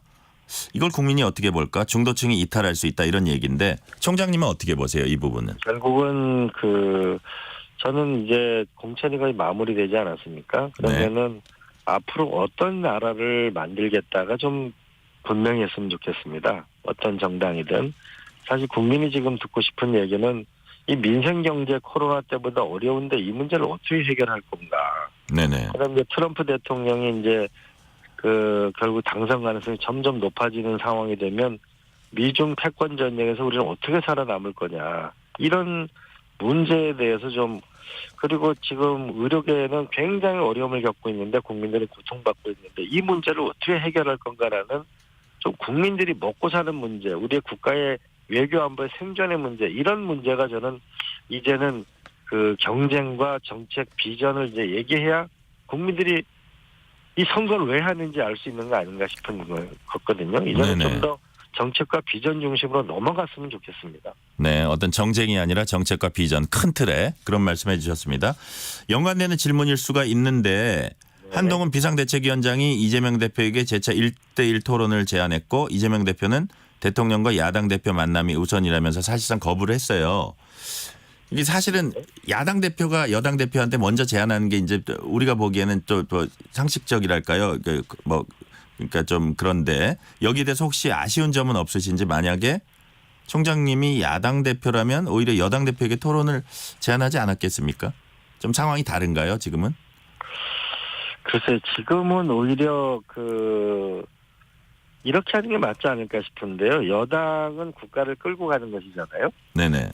그렇다면은 조금 전에 말씀드렸듯이 현재 민생 경제에 대해서는 어떤 정책을 내고 있고 미중 패권 전쟁이 지속됐을 때 앞으로 우리는 외교 안보에서는 어떤 정책이 있고 이런 걸 여당이 먼저 발표하고 오히려 지금 토론이 이루어지게 된다면은 현재 의대 정원 문제 때문에 국민이 굉장히 고통받고 있는 현실을 오히려 여야 정부가 함께 3자 테이블 또한 이해 당사자까지 테이블을 만들어서 함께 문제를 해결해 나가는 모습을 보여주는 게 오히려 여당다운 모습이고 그런 우리가 이기는 토론이 중요한 게 아니고 이런 문제를 해결하는 지도자를 지금 국민들은 바라는 거 아닌가 싶거든요. 네네. 오히려 그런 쪽이 더 바람직하지 않을까요? 그러니까 저도 그래서 우리 지역구의 안철수 후보와 이제 토론을 요청했는데 예를 들어 뭐 우리 분당 지역의 고도 제한 완화 같은 거를 네. 해결을 하자. 근데 저는 어떤 이기는 토론보다는 우리가 문제를 어떻게 해결해 나가는 과정으로서의 서로 배우는 이런 것이 지금 대한민국 정치에 필요한 것이지 지금 나타나는 양상을 보면 이기는 토론이거든요. 싸우는 거죠. 싸우자는 거지 뭔가 합의를 도출하기 위해서 토론이 필요한 건 아닌가. 지금 국민들이 볼 때는 이번 총선 보면서 정말 답답하게 생각합니다. 왜 국민은 지금 먹고 살기 힘들다는데 왜 엉뚱한 얘기로 지금 이게 국력을 낭비하나 이렇게 네. 생각하지 않을까요? 네네. 자, 여야 대표가 이제 본격 유세전에 나서기 시작했습니다. 이번 총선에서 한동훈 여과 어떻게 평가하세요? 한동훈 여과 국민의힘 지지도를 가져온 부분은 긍정적인 측면이 있죠. 국민의 입장에서는 또 한편으로는 이제는 조금 뭐냐면 야당을 공격해서 득점을 하는 것도 방법일 수 있습니다만은 포지티브한 거, 민생 경제 행보에 대해서 어떤 정책, 미중 패권 전쟁에서의 어떤 정책 이런 것들을 좀 얘기하면서 희망과 미래를 얘기하는 거. 정치는 희망을 파는 상인이거든요. 네네. 이런 좀 비전 중심의 이야기들이 좀 많았으면 좋겠습니다. 너무 상대를 공격하는 얘기들이 너무 많거든요. 제가 다녀보면 유권자들이 이렇게 말씀하셔요. 남 비판하지 말고 자기 얘기만 해라. 그러면 국민들은 다 알아서 판단한다. 네. 이런 국민들의 마음을 좀 헤아렸으면 좋겠고 국민들 지금 살기 너무 힘듭니다. 네. 오늘은 여기까지 듣겠습니다. 이광재 전 국회 사무총장이었습니다. 감사합니다. 네, 열심히 하겠습니다. 고맙습니다.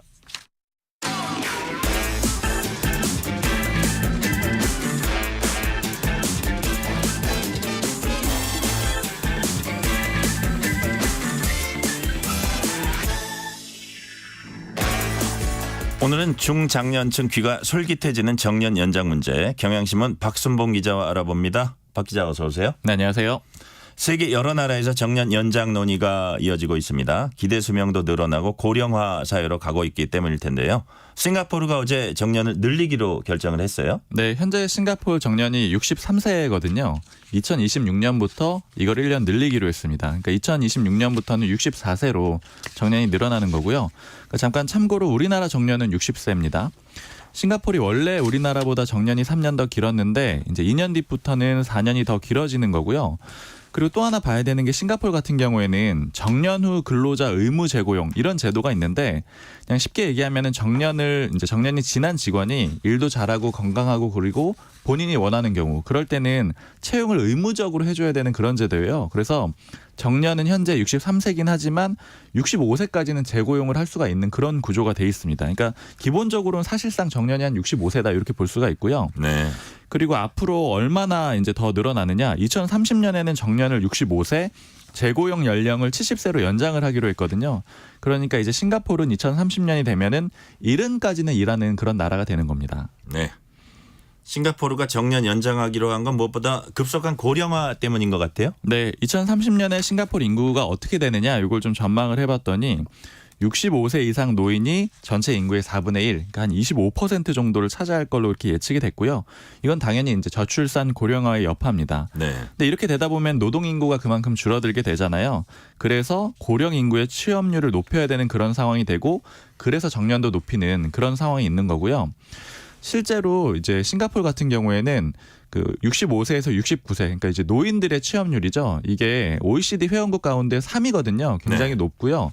그리고 취업률도 48.3%예요. 즉 노인들의 절반은 일을 하고 있는 그런 나라입니다. 근데 다만 정년 늘리는 것만으로는 취업을 유도할 수가 없기 때문에 뭐 국가가 보조금도 주고 직업 교육도 하고 이렇게 좀 조치를 하고 있습니다. 네. 프랑스와 스위스 같은 유럽 국가들은 정년 연장을 추진하려다가 거센 반발에 부딪혔습니다. 이유가 뭡니까? 기본적으로 정년 연장에 대해서 이 유럽의 국가들하고 우리나라하고는 시각이 완전히 달라요. 네. 그러니까 한국에서는 오히려 노조가 정년 연장을 요구하거든요.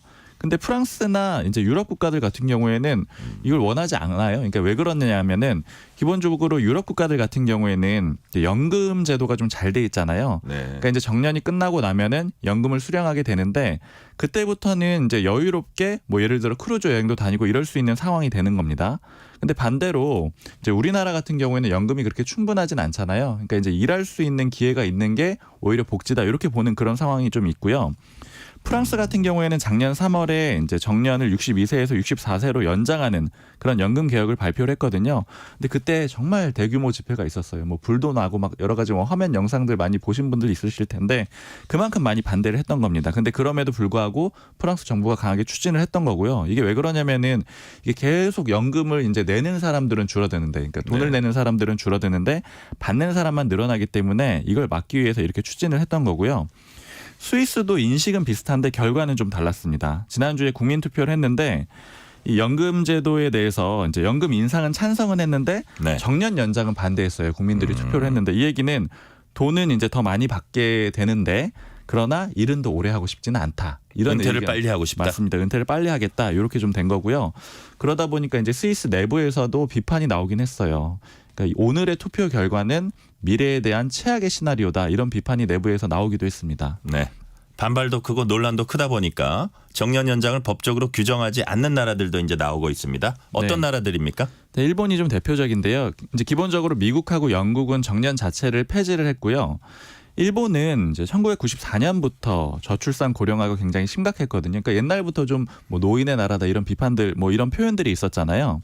그래서 그때 이미 법정 정년을 60세로 연장을 했습니다. 그러니까 현재 우리나라의 그 정년 수준까지 1994년에 한 30년 전에 이미 연장을 해놨던 거예요. 네. 그리고 나서 2013년부터는 이 정년을 늘리진 않고요. 그 65세 고용 확보 조치 의무화라든가 아니면 70세까지 취업 확보 조치라든가 이런 것들을 했는데 이 제도의 특징이 뭐냐면은 정년은 법적으로 딱 정하는 거잖아요. 그러니까 네. 이 나이까지는 일할 수 있다 이렇게 정해놓은 건데 이런 조치들은 일종의 권고 사항이에요. 그러니까 국가가 이런 기업들한테 이왕이면 그 나이 때까지 고용을 좀 유지하도록 그렇게 권고합니다. 이런 거기 때문에 의무 사항이 아니거든요. 그래서 이제 예를 들어 뭐 프리랜서 계약이라든가 자원봉사 이런 것들을 할 수 있는 그런 이제 길을 좀 터놓은 그런 상태인 거고요.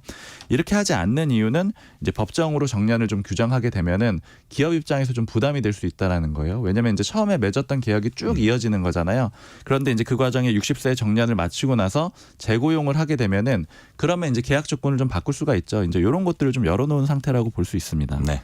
우리나라 각종 통계 보면 60세 이후 연령층 취업 의지, 취업 열기가 생각보다 뜨겁습니다. 네. 사실 저 개인적으로도 뭐 70살이나 70살이나 그 이후에 얼마든지 일할 용의가 있거든요. 그런 분들 많습니다. 그렇다면 정년 연장 우리나라 상황은 어떤지 궁금하네요. 그러니까 저도 사실은 뭐 70까지는 일해야 되지 않을까 이렇게 생각을 하고 있는데 네. 근데 그런 분위기가 실제로 요 이제 전반적으로 정책을 결정하는 데도 좀 영향을 주고 있는데 제가 아까 말씀드린 대로 기본적으로 그 정년에 대한 인식이 우리나라하고 유럽은 다르다라고 말씀드렸잖아요. 그러니까 우리나라는 노조에서 정년을 더 연장해달라 이렇게 요구를 하고 있는데 지난달에 경사노위가 있었어요. 그러니까 네. 노사정 사회적 대화기구잖아요. 여기에서 이제 그 위원회가 하나 만들어졌는데 계속고용위원회입니다. 그러니까 여기에서 고용 정년 연장 논의를 이어갈 걸로 보이는데, 근데 일단은 이제 노조 쪽에서 나오는 얘기는 정년을 연장해달라 이런 거예요. 정년을 지금 현재 60세보다 더 늘려달라는 거고, 사용자 쪽에서는 정년 연장하지 말고 퇴직한 다음에 재고용을 하거나 이런 식으로 하자, 이렇게 좀 맞서고 있는 상황이거든요. 그래서 좀 입장은 갈려 있어서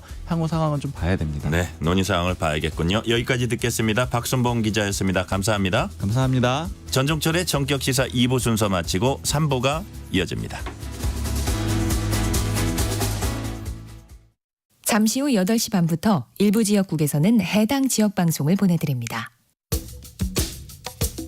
워렌 버핏은 가치 투자, 필립 피셔는 성장주 투자, 피터 린치는 장기 투자, 그리고 성기영은 경제쇼. 방법은 달라도 목표는 하나. 여러분을 성공의 길로 안내합니다. 평일 오후 4시 5분 성기영의 경제쇼. 주말 오후 5시 5분 정보를 업그레이드한 성기영의 경제쇼 플러스. 일주일 내내 함께 하십시오. 편지 왔습니다. 퇴근길 지친 당신에게 힘이 되는 뉴스를 전해드립니다. 매일 저녁 당신과 함께 읽는 세상 이야기. KBS 1라디오 뉴스레터 K. 지금 시각은 8시 30분입니다. KBS.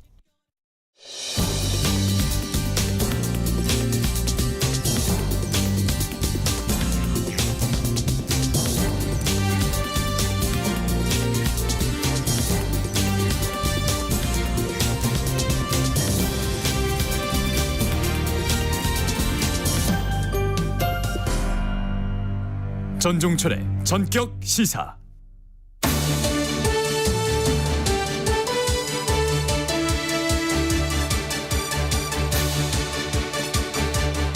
한 주의 가운데에서 뜨거운 정치 현안을 본격적으로 토론합니다. 매주 수요일에 만나는 본격 토론. 최진영 변호사, 김준일 시사평론가 나오셨습니다. 어서 오세요. 안녕하세요. 네, 반갑습니다. 최진영입니다. 지금 이 코너의 처음이시죠? 사실 예전에 최진영의 안녕하게 사는 법이란 코너로 해서 제가 이 자리에서 벌써 오래됐죠. 예, 한참 법률 관련해서 이게 방송을 했던 기억이 생생합니다. 하셨었군요. 국민의힘이 어제 추가 공천 발표를 했습니다. 서울 서초울에서 신동욱 전 TV조선 앵커가 단수 공천돼서 홍익표 민주당 원내대표와 맞대결이 성사됐습니다. 서초울 공천 결과 그리고 맞대결 어떻게 보십니까?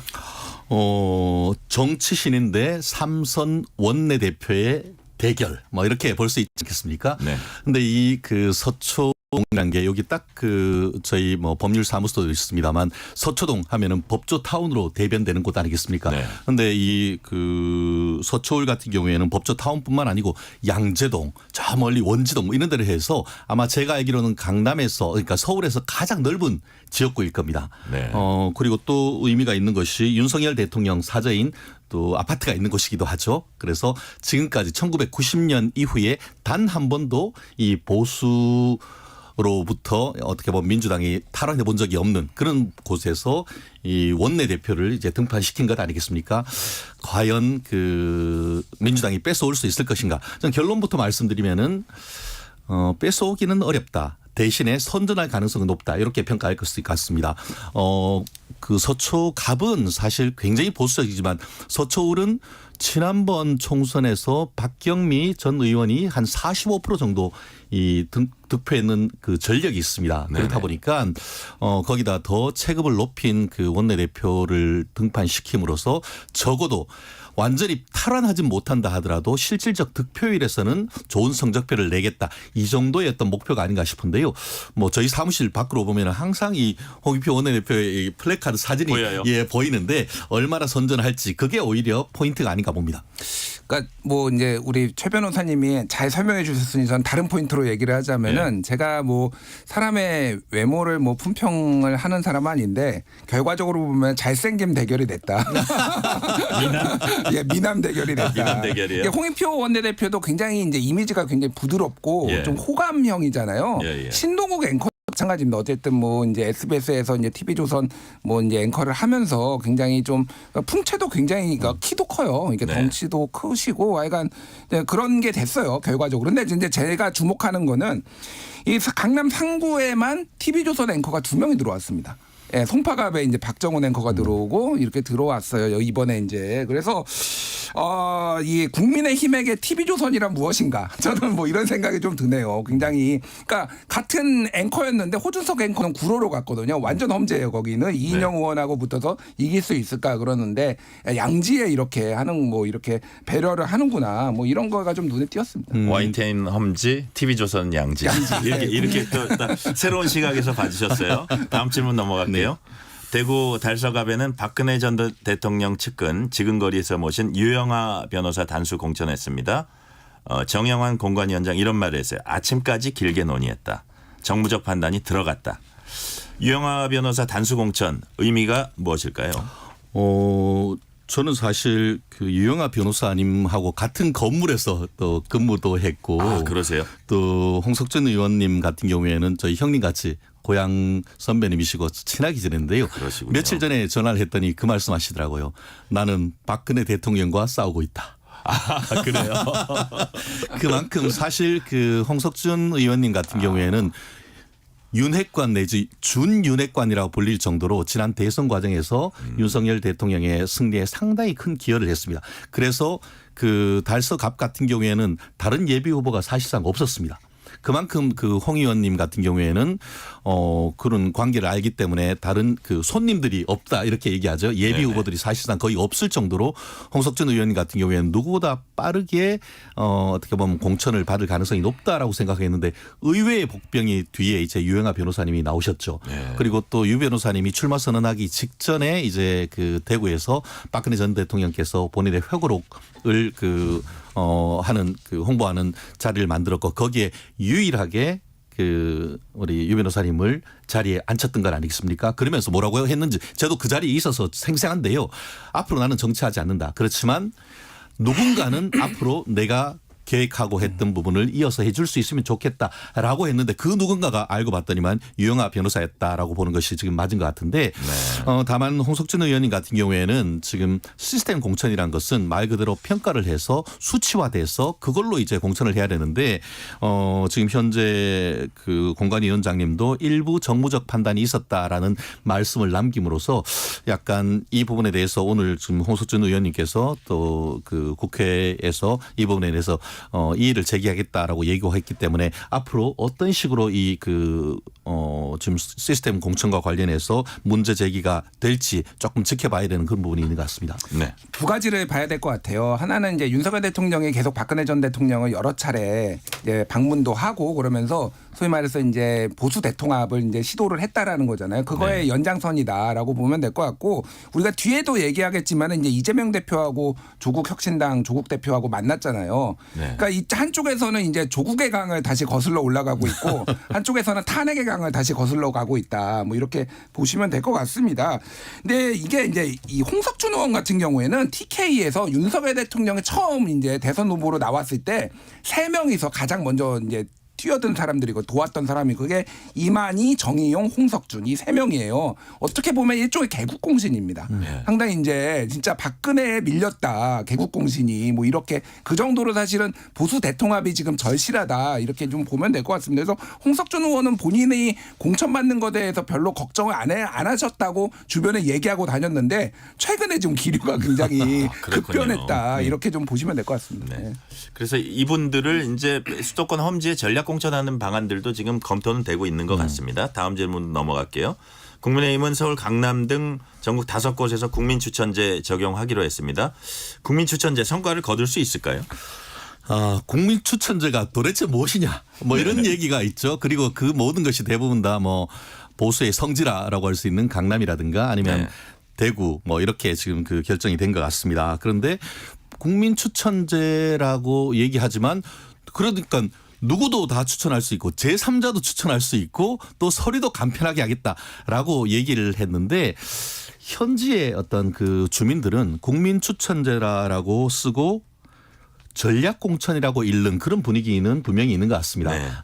결국 그 현역 의원들을 배려한다라고 하지만 사실상 그 지역에 나와 있는 예비 후보들에 대한 불신입니다. 이렇게 굉장히 지금 느끼고 있어서 지금까지는 국민의힘 공천에서 뭐 그 탈락한 부분에서 무소속으로 나간다는 케이스가 적었는데 아마 이 부분 같은 경우에는 다른 어떤 것보다 예비 후보님들이 굉장히 많은 지역이기 때문에 네. 국민 공천을 한다라고 했을 때에 과연 그분들이 국민 공천에 신청을 할 것인지 그러지 않고 정말 탈당해서 흰옷 입고 정말 반기를 들 것인지 이 부분이 문제가 되는 것 같은데 아마 그 공관위에서도 이 부분이 쉽게 결론을 내리지 않고 상당히 시간을 끌었지 않습니까? 네네. 그리고 대상 지역을 굉장히 좁혔기 때문에 나름대로 성과는 내겠습니다만 잡음 내지 뒤에 어떤 그 후폭풍이 조금 있을 가능성은 전 있다고 예측을 해봅니다. 네. 그러니까 뭐 큰 소득이 없을 것 같아요. 일단은 이 국민 추천제를 둘러싼 혼선이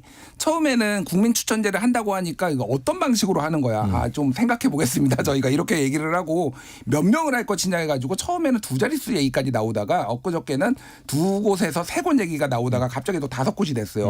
야, 2곳 3곳 가지고 되겠어? 그러니까 또 5곳으로 늘리고 이게 시스템 공천이라는 기준에서 봤을 때는 너무 오락가락하고 있고 이제 조금 불만들이 좀 나올 수밖에 없는 그런 상황이 된 것 같고 여기에 이제 소위 말해서 감동이 없는 공천이다라는 거에 이제 반대로 이제 우리가 여기에서 좀 정치 신인들이나 청년들 뭐 이렇게 소수자들을 이제 공천하겠다라는 전략인 것 같은데 이미 조금 이제 공천에 대한 전체적으로 신뢰도가 조금 이제 특히 이제 국민의힘 후반으로 갈수록 좀 많이 훼손되고 그러는 것 같아요. 잡음이 나오는 것 같아요. 그래서 어떤 분이 나오실지는 모르겠으나 현역들을 결국은 컷오프하기 위한 말씀하셨다시피 전략 공천을 위한 이런 거라고 본다라면은 잡음이 좀 더 커질 가능성이 상당히 높아진 것 같아요. 다만 짧게 말씀드리면은 우리가 국회의원이 300명입니다. 그런데 5곳이라고 하면은 1%? 1점 몇 프로 사실 그 정도밖에 안 되는 거예요. 그 정도라고 한다고 하면은 기존의 어떤 그 공천에 비유한다고 하면은 전략 공천이 굉장히 적은 거란 말이에요. 그러니까 시스템 공천이 정말 95%, 98% 이상 되는 것이고 아주 적은 부분이기 때문에 그 정도의 어떤 그 정무적 판단의 여지가 있다라고 하면은 그거는 그것을 가지고 어떤 원칙과 예외가 뒤집힌 시스템 공천이 아니라고 하긴 어렵다. 다만 그 과정에서 얼마나 당심이 실린 사람을 정말 국민의 감동이 있는 사람을 추천하느냐 그 결과로서 이 국민투표제에 대한 평가는 갈릴 것이다 그렇게 봅니다. 현역 컷오프가 좀 너무 적다 이런 부분에 대한 압박도 그렇죠. 당 입장에서 예. 있었던 것 같고요. 다음 질문 넘어갈게요. 민주당 탈당한 김영주 국회 부의장이 국민의힘에 입당한 지 이틀 만인가요? 영등포 갑 전략공천 받았습니다. 이 행보는 어떻게 보는지 앞으로 그 지역 판세가 어떻게 될지도 좀 궁금합니다. 저 간단하게 말씀드리면은 민주당에서 비명 행사할 뻔한 국회 부의장을 국민의힘이 긴급 구조한 것이다. 저는 그렇게 봅니다. 근데 결국 이 부분은 마치 우리 그 삼국지에서 총나라 제갈공명이 어떻게 보면 위나라의 장수인 강유를 구원해서 그 귀손을 받아서 어떻게 보면 위나라를 쳤는 그런 케이스가 될 것 같다. 제갈공명은 누군가요? 뭐 지금으로서는 한동훈을 비롯한 비대위원이 될 것 같은데 지금 민주당에서는 뭐 다른 그 당 어떻게 보면은 그 구청장 출신 후보를 내고 뭘 하고 또 이재명 대표도 방문하고 있습니다만 어떻게 보면 사후 약방문 아닙니까? 비명 행사 후 영등포 약국 방문 아니겠습니까? 이미 1,500명이나 되는 당원들이 탈당을 했어요. 만약에 이게 영등포 전투라라고 생각을 해보면은 장수와 함께 이 정예군대 1,500명이 지금 탈당해서 거꾸로 어떻게 보면 상대방의 지금 아킬레스건을 다 알면서 지금 그 전투를 한다라고 하면은 아무리 천하의 이재명 대표가 가서 동료를 한다 하더라도 조직이 무너진 상태에서 과연 민주당이 탈환할 수가 있는가? 제가 봤을 땐 전체적인 판세에 있어가지고는 국민의힘이 훨씬 더 유리한 그런 판세가 됐다라고 조심스럽게 예측해 봅니다. 민주당 이재명 대표는 이미 승부는 났다 이런 말을 또 하더라고요. 어저께. 승부는 이제 여러 번 해봐야 하는 거고요. 그러니까 이번에 컨셉이 이제 지난번에 민주당이 워낙 대승을 거뒀잖아요. 그러니까 네. 이번에서 민주당에서 이제 경선이나 이런 데서 컷오프되거나 불복하신 분들이 상당히 많아요. 예를 들면은 조광한 이제 남양주 시장이 원래 민주당인데 탈당해서 이번에 남양주에 지금 출마한다라고 하고 있고 그리고 김윤식 전 시흥시장이 이를테면은 조정식 사무총장 여기서 컷오프돼 가지고 또 여기서 또 국민의힘 입당했잖아요. 그래서 네네. 민주당이 지금 민주당과 싸우고 있다. 뭐 이런 평가들도 나오는데 어떻게 될지는 봐야 돼요. 어떻게 될지는 봐야 되는 게 여기가 대부분이 상당히 민주당 강세 지역이에요. 영등포 갑 같은 경우에는 좀 격전지라고 보는 게 많고 김영주 국회부의장이 상당히 개인기로 좀 돌파한 부분도 있습니다. 그렇긴 하지만 어쨌든 대체적으로는 민주당 우세 지역이기 때문에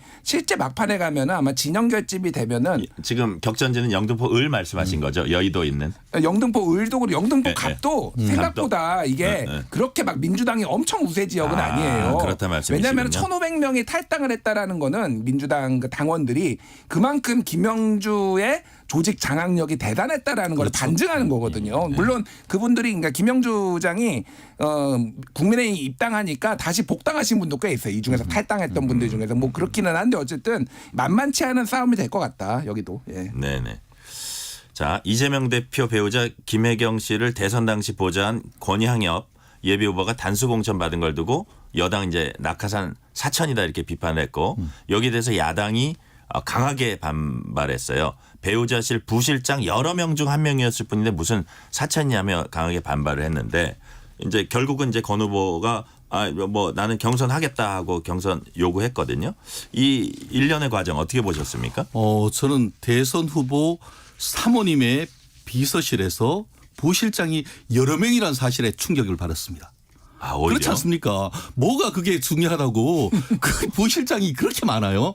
근데 알고 봤더니만 실장님은 지금 강동 갑입니까? 을이죠. 을에 지금 그 예식 뭐 저희 대학 선배님이기도 합니다만 단독 공천을 받았고 부실장님은 이 어떻게 보면 진보 호남의 어떻게 보면 핵심이라고 할 수 있는 지금 전라도 지역에서 지금 공천을 받았는 순천이에요. 순천 하도 많아가 순천 구례 을이어서 제가 다 기억을 못하겠습니다만 저는 이걸 보면서 사천의 모범이 아닌가, 공천이 아닌 사천의 모범이 아닌가, 그리고 이게 바로 이핵관 공천 아닌가 저는 그렇게 봅니다. 이재명 핵심 관계자들에 대한 공천.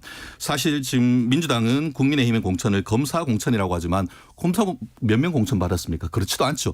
그 반면에 그런데 국민들은 오히려 민주당의 공천을 이재명 변호인 공천, 이재명 핵심 관계자 공천이라고 보는 것이죠. 예컨대 이제 뭐 본인 이재명 대표의 어떤 변호인이라고 할 수 있는 박균택 검사장이라든가 조상호 변호사님 이런 분들 같은 경우에는 사실 경선이 다 올라가서 이른바 친명횡재 비명횡사라고 얘기가 나오는 것이 그거는 국민들이 직접적으로 느끼는 것 아니겠습니까? 본인은 그게 아니다라고 얘기를 하면서 이재명 사모님에 대한 부실장이었지 비서도 아니었다라고 하는데 실질적으로 이번에 그 컷오프가 된 현역 그 지역에 있는 변호사 출신 의원님 같은 경우에는 직접적으로 한 언론에 그랬어요. 김혜경 여사의 비서였던 사람을 사찰하느냐라고 인터뷰까지 했는데 어제 뭐라고 했어요? 이재명 대표와 민주당은 그렇게 비서라고 다운표까지 찍었는 이 한동훈 장관을 허위사실 공표에 의한 그 공선법 위반으로 고소를 한다고 했는데 그 고소를 한다고 하면은 똑같은 말에 따르면은 지금 현역 의원을 허위사실 공표로 해서 고소해야 되는 건 아닙니까? 그렇게 이제 보시는 거고요.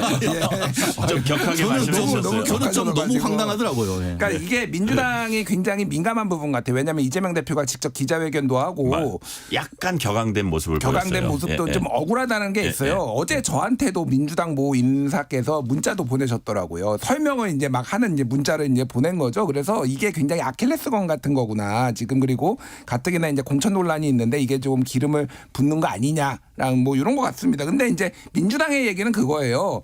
호남 지역에 여성 의원이 없다라는 겁니다. 그래서 민주당 같은 경우에 이제 30% 이제 공천을 해야 되는데 이 부분이 어느 정도 가만히 됐다라는 거예요. 여성은 이제 공천을 이제 아예 당규에 그런 것들이 이제 있다라는 겁니다. 그러니까 그런 부분들이 이제 했는데 결과적으로 보면은 잡음이 생긴 거잖아요. 관리를 좀 잘 못했다 그런 것들에 다 받아들이더라도 그리고 아까 뭐 민주당에서도 해명을 했지만은 실제 뭐 수행을 하거나 그런 게 아니고 30년간 당직자고 그리고 이제 인사비서관도 했다라는 거예요. 그러니까 인사비서관이 아니라 일단 비서관 인사균형 비서관. 균형 비서관. 예. 그러니까 이런 부분들이 가만히 된 거지 30년 당직자를 이렇게 폄훼할 수가 있느냐 뭐 이런 정서들은 있는 거는 맞습니다. 다만 어쨌든 그러니까 논란이 좀 있었던 거 이런 것들은 좀 되짚어봐야 되지 않냐. 계속 잡음이 계속 있는 거는 좀 문제가 있습니다. 예. 그동안 민주당이 이제 조국 신당과 애써 거리를 둬왔습니다만 어제 조국 신당 조국 대표 예방받은 이재명 대표가 윤석열 정권 심판에 모두 힘을 합쳐야 한다.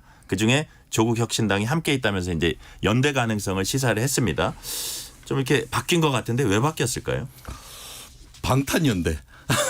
저는 보면서 두 분이 정말 그 뭐랄까요 동병상련의 마음으로 이심조심 뭐 이런 생각이 딱 들더라고요. 사실 조국 전 장관 같은 경우 이젠 대표죠. 대표 같은 경우에는 2심에서 실형 2년을 선고받고 대법원이 오늘이라도 확정을 할 경우에는 오늘이라도 바로 수감돼야 되는 입장이고 지금 이재명 대표 같은 경우에도 지금 뭐 각종 지금 그 사법 리스크에 있어서 최근에 측근이라고 하는 사람에 대해서는 실형 5년 선고를 받았고 민주당의 이수진 지역구 의원 같은 경우에는 본인이 판결을 받더니만 내 판결대로라고 하면은 무기징역감이다. 뭐 이런 취지로 지금 얘기를 하고 있는 이런 상황 속에서 유일한 탈출구는 한 표라도 더 얻어가지고 방탄복을 입는 것 아니겠습니까? 국회의원 불체포 특권이라는 그런 상황 속에서 처음에 조국과의 연대는 없다. 라고 했는데 내가 진짜 연대가 없다고 진짜 연대가 없는 줄 아느냐 이런 식의 어떤 그 이재명 대표의 특유의 화법이 어제 그 조국 대표와의 어떤 만남을 통해서 지금 이루어지는 것이 아닌가 싶은데 아까 말씀하신 것처럼 조국의 강을 건넜더니만 조국의 늪에 지금 허우적거리는 것이 아닌가. 물론 강성 지지자분들에 대해서는 뭐 충분히 그럴 수 있습니다. 그렇지만 큰 틀에 봤을 때 과연 그것이 민주당이 진심으로 바라는 것이냐 아니면 이재명 대표가 바라는 것이냐 이런 부분에 있어서는 민주당원들의 마음과 이재명 대표의 어떤 계획과 생각이 조금씩 이제 엇나간다는 그런 어떤 느낌을 지금 강하게 받을 수밖에 없는 상황인 것 같습니다. 그러니까 요거는 사실관계는 명확하게 할 필요가 있어요. 그러니까 뭐 이재명 대표에 대해서 방탄 뭐 비판하는 거야. 뭐 저도 비판한 적이 있고 그러니까 그러는데 조국 장관은 대법원 지금 판결만 남았습니다. 이거 어떻게 방탄을 하죠? 그러니까 수사를 지원하는 방식으로는 방탄할 수가 있는 거죠. 불체포 특권. 근데 이거는 조국은 그냥 받으면은 끝이에요. 그러니까 징역 2년이 확정되면은 그냥 그대로 의원직 상실입니다. 그러니까 이거를 방탄연대라고 부르는 거는 일단은 사실관계가 틀렸다라는 거를 말씀을 드리고 중요한 거는 이런 것 같습니다. 민주당이 선을 그었는데 왜 어제는 조국 대표가 예방을 한 거고 이재명 대표를 왜 여기에서 이렇게 얘기를 했어요. 정확하게. 윤석열 정권 심판하고자 하는 모든 정치 세력이 힘을 합쳐야 된다. 그중에 조국 혁신당이 함께 있다라고 얘기를 했는데 이거는 두 가지를 봐야 될 것 같습니다. 최근에 그러니까 이제 민주당의 친문들이 이제 강하게 공천에 반발을 하면서 이탈하고 이러니까 누군가가 이제 좀 손을 잡아야 되는 정치 세력이 필요한데 그 중에서 과거에는 선을 그었지만은 이제 조국 혁신당하고도 손을 잡아야 될 필요성이 하나가 있는 거고 지지율이 예사롭지 않기 때문에 또 하나는 조국 혁신당의 기본 스탠스가 뭐냐면은 어제 조국 대표가 뭐라고 그랬냐면은 전국 지역구에서 1대1 구도를 형성해서 승리하게 빈다라고 이재명 대표한테 얘기를 했어. 이게 뭐냐면은 우리는 해로운 정당이 아니에요. 민주당에. 이거를 공식적으로 얘기를 한 거거든요. 표를 깎아먹지는 않겠다. 네, 지역구에서는 우리는 민주당하고 절대해서 다자구도를 해가지고 국민의힘에 어부지리로 주지 않을 테니까 비례만 주십시오라고 얘기를 한 거고 여기에 화답을 한 겁니다. 이제 문제는 뭐냐면은 2020년 총선에서는 그때 더불어민주당이 열린민주당의 지금 조국 혁신당 같은 포지션인데 강하게 선을 그었어요. 네. 여기 자매정당 아니고 여기에랑 합당도 없고 절대 표 주면 안 된다라고 얘기를 했는데 이번에는 이제 이재명 대표가 이런 제스처를 취함으로 인해서 민주당 지지자들이 상당히 불편하지 않고 편한 마음으로 조국 혁신당으로 대거 가겠다. 그러면은 이제 더불어민주연합이 이제 비례정당이 상당히 이제 표가 좀 그러니까 지지율이 떨어질 것을 감안을 하고서도 이렇게까지 지금 해야 되는 필요성이 있었다 이렇게 보는 게 맞을 것 같아요. 짧게만 말씀드릴게요. 아까 팩트 체크라고 했는데 일단 방탄복 입으면 대법원이 판결을 안 합니다. 실제 김명수 대법원 사례에서 국민의힘 그 의원들 같은 경우에는 대법원 가니까 6개월도 안 돼서 선고를 해서 배지를 뗀 적이 있고 그 반면에 윤미향 그 의원을 비롯해서 지금 그 당시 여권 후보들 한테 같은 경우에는 길어서 대법원에서 2년 6개월 이상 판결 선고를 안 한 케이스가 있습니다. 그거 바라고 하는 건 아니겠습니까 지금? 네. 지금 보수 정부의 지금 대법원도 지금 윤석열 정부가 임명했는데 그게 무슨 말씀하시는 건지. 다음 질문으로 넘어갈게요. 자, 근데 처음에는 이제 조국 전 장관이 정치권에 입문한다 그럴 때 과연 될까? 진짜 할까? 뭐 이런 우려가 있어요. 이미 정치권 중앙에 깊숙이 들어와 있습니다. 그런 포인트가 하나 있고 민주당을 지지하는 분들 사이에서도 우려의 눈이 있는 게 이재명 사법 리스크에다가 조국 사법 리스크까지 추가한다?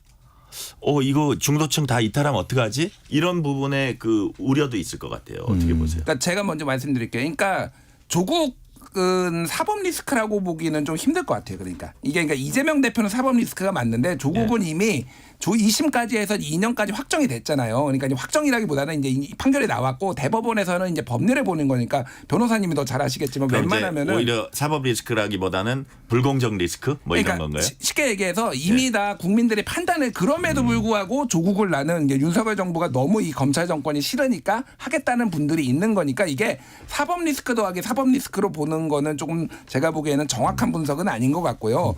그러니까 이게 그러니까 누가 더 싫어 게임이 됐어요. 이번 총선은 그러니까 뭐 윤석열이 더 싫어, 아니면 이재명이 더 싫어, 거기에 조국이 더 싫어, 아니면 박근혜 뭐 얘네는 적폐 세력이 더 싫어 이런 식으로 약간 유권자들한테 강요하는 이렇게 돼서 약간 진영 결집이 좀 되지 않을까 그렇게 보여집니다. 네. 그렇기 때문에 이재명 대표의 이번 총선 전략이 민주당 승리 전략이 아니고 이재명 방탄 전략, 이재명 8월 달 이 당권 확보 전략이라고 하는 것이 바로 그것 아니겠습니까? 이기려고 한다고 하면 과연 이렇게 조국의 강을 건너는 것을 넘어서 조국 늪으로 계속 들어가야겠습니까? 조국을 향하여 연대?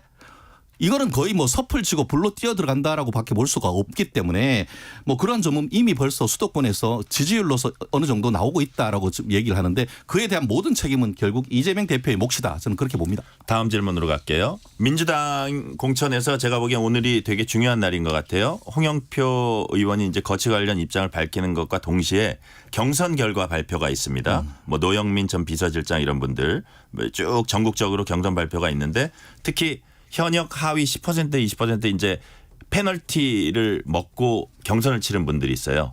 뭐 박용진이라든지 윤영찬이라든지 김한정이라든지 이분들 결과가 되게 궁금합니다. 어떻게 될 것 같습니까? 특히 이제 박용진 의원이 오늘 이제 발표가 나는 걸로 알고 있는데 다른 분들도 뭐 중요하겠지만 박용진 의원이 되게 중요할 것 같아요. 그러니까 가장 국민들이 조금 납득이 안 되는 게 어떻게 박용진이 하위 10%냐 이런 말씀을 많이 하셔가지고 이게 다만 이제 세력 그분들이 그렇다고 집단으로 탈당하거나 그러지는 않거든요. 그러니까 그런 부분이 이제 제한적이긴 하겠지만은 민주당의 온건 지지자들이 상당히 이탈할 수 있는 가능성이 남아있다 이렇게 보는 게 맞을 것 같습니다. 저도 거의 비슷한 생각입니다. 박용진 의원 같은 경우에는 아마 지난 일주일 동안 문자를 저도 한 10개 이상 받았던 것 같습니다. 그만큼 절박하게 무릎 꿇고 호소한다 이런 식의 표현을 지금 있었는데 만약에 박용진 의원까지도 이제 컷오프가 된다면 그러면은 서울에서 민주당이 상당 부분 중도층의 간표가 불가피하기 때문에 아마 이재명 대표를 비롯한 지금 당직에 있는 사람들도 조마조마하게 이겨도 한숨을 어떻게 보면 한숨을 지를 수밖에 없는 그런 상황이 아닌가 봅니다. 네, 오늘은 여기까지 듣겠습니다. 최진영 변호사, 김준일 시사평론가였습니다. 감사합니다. 고맙습니다.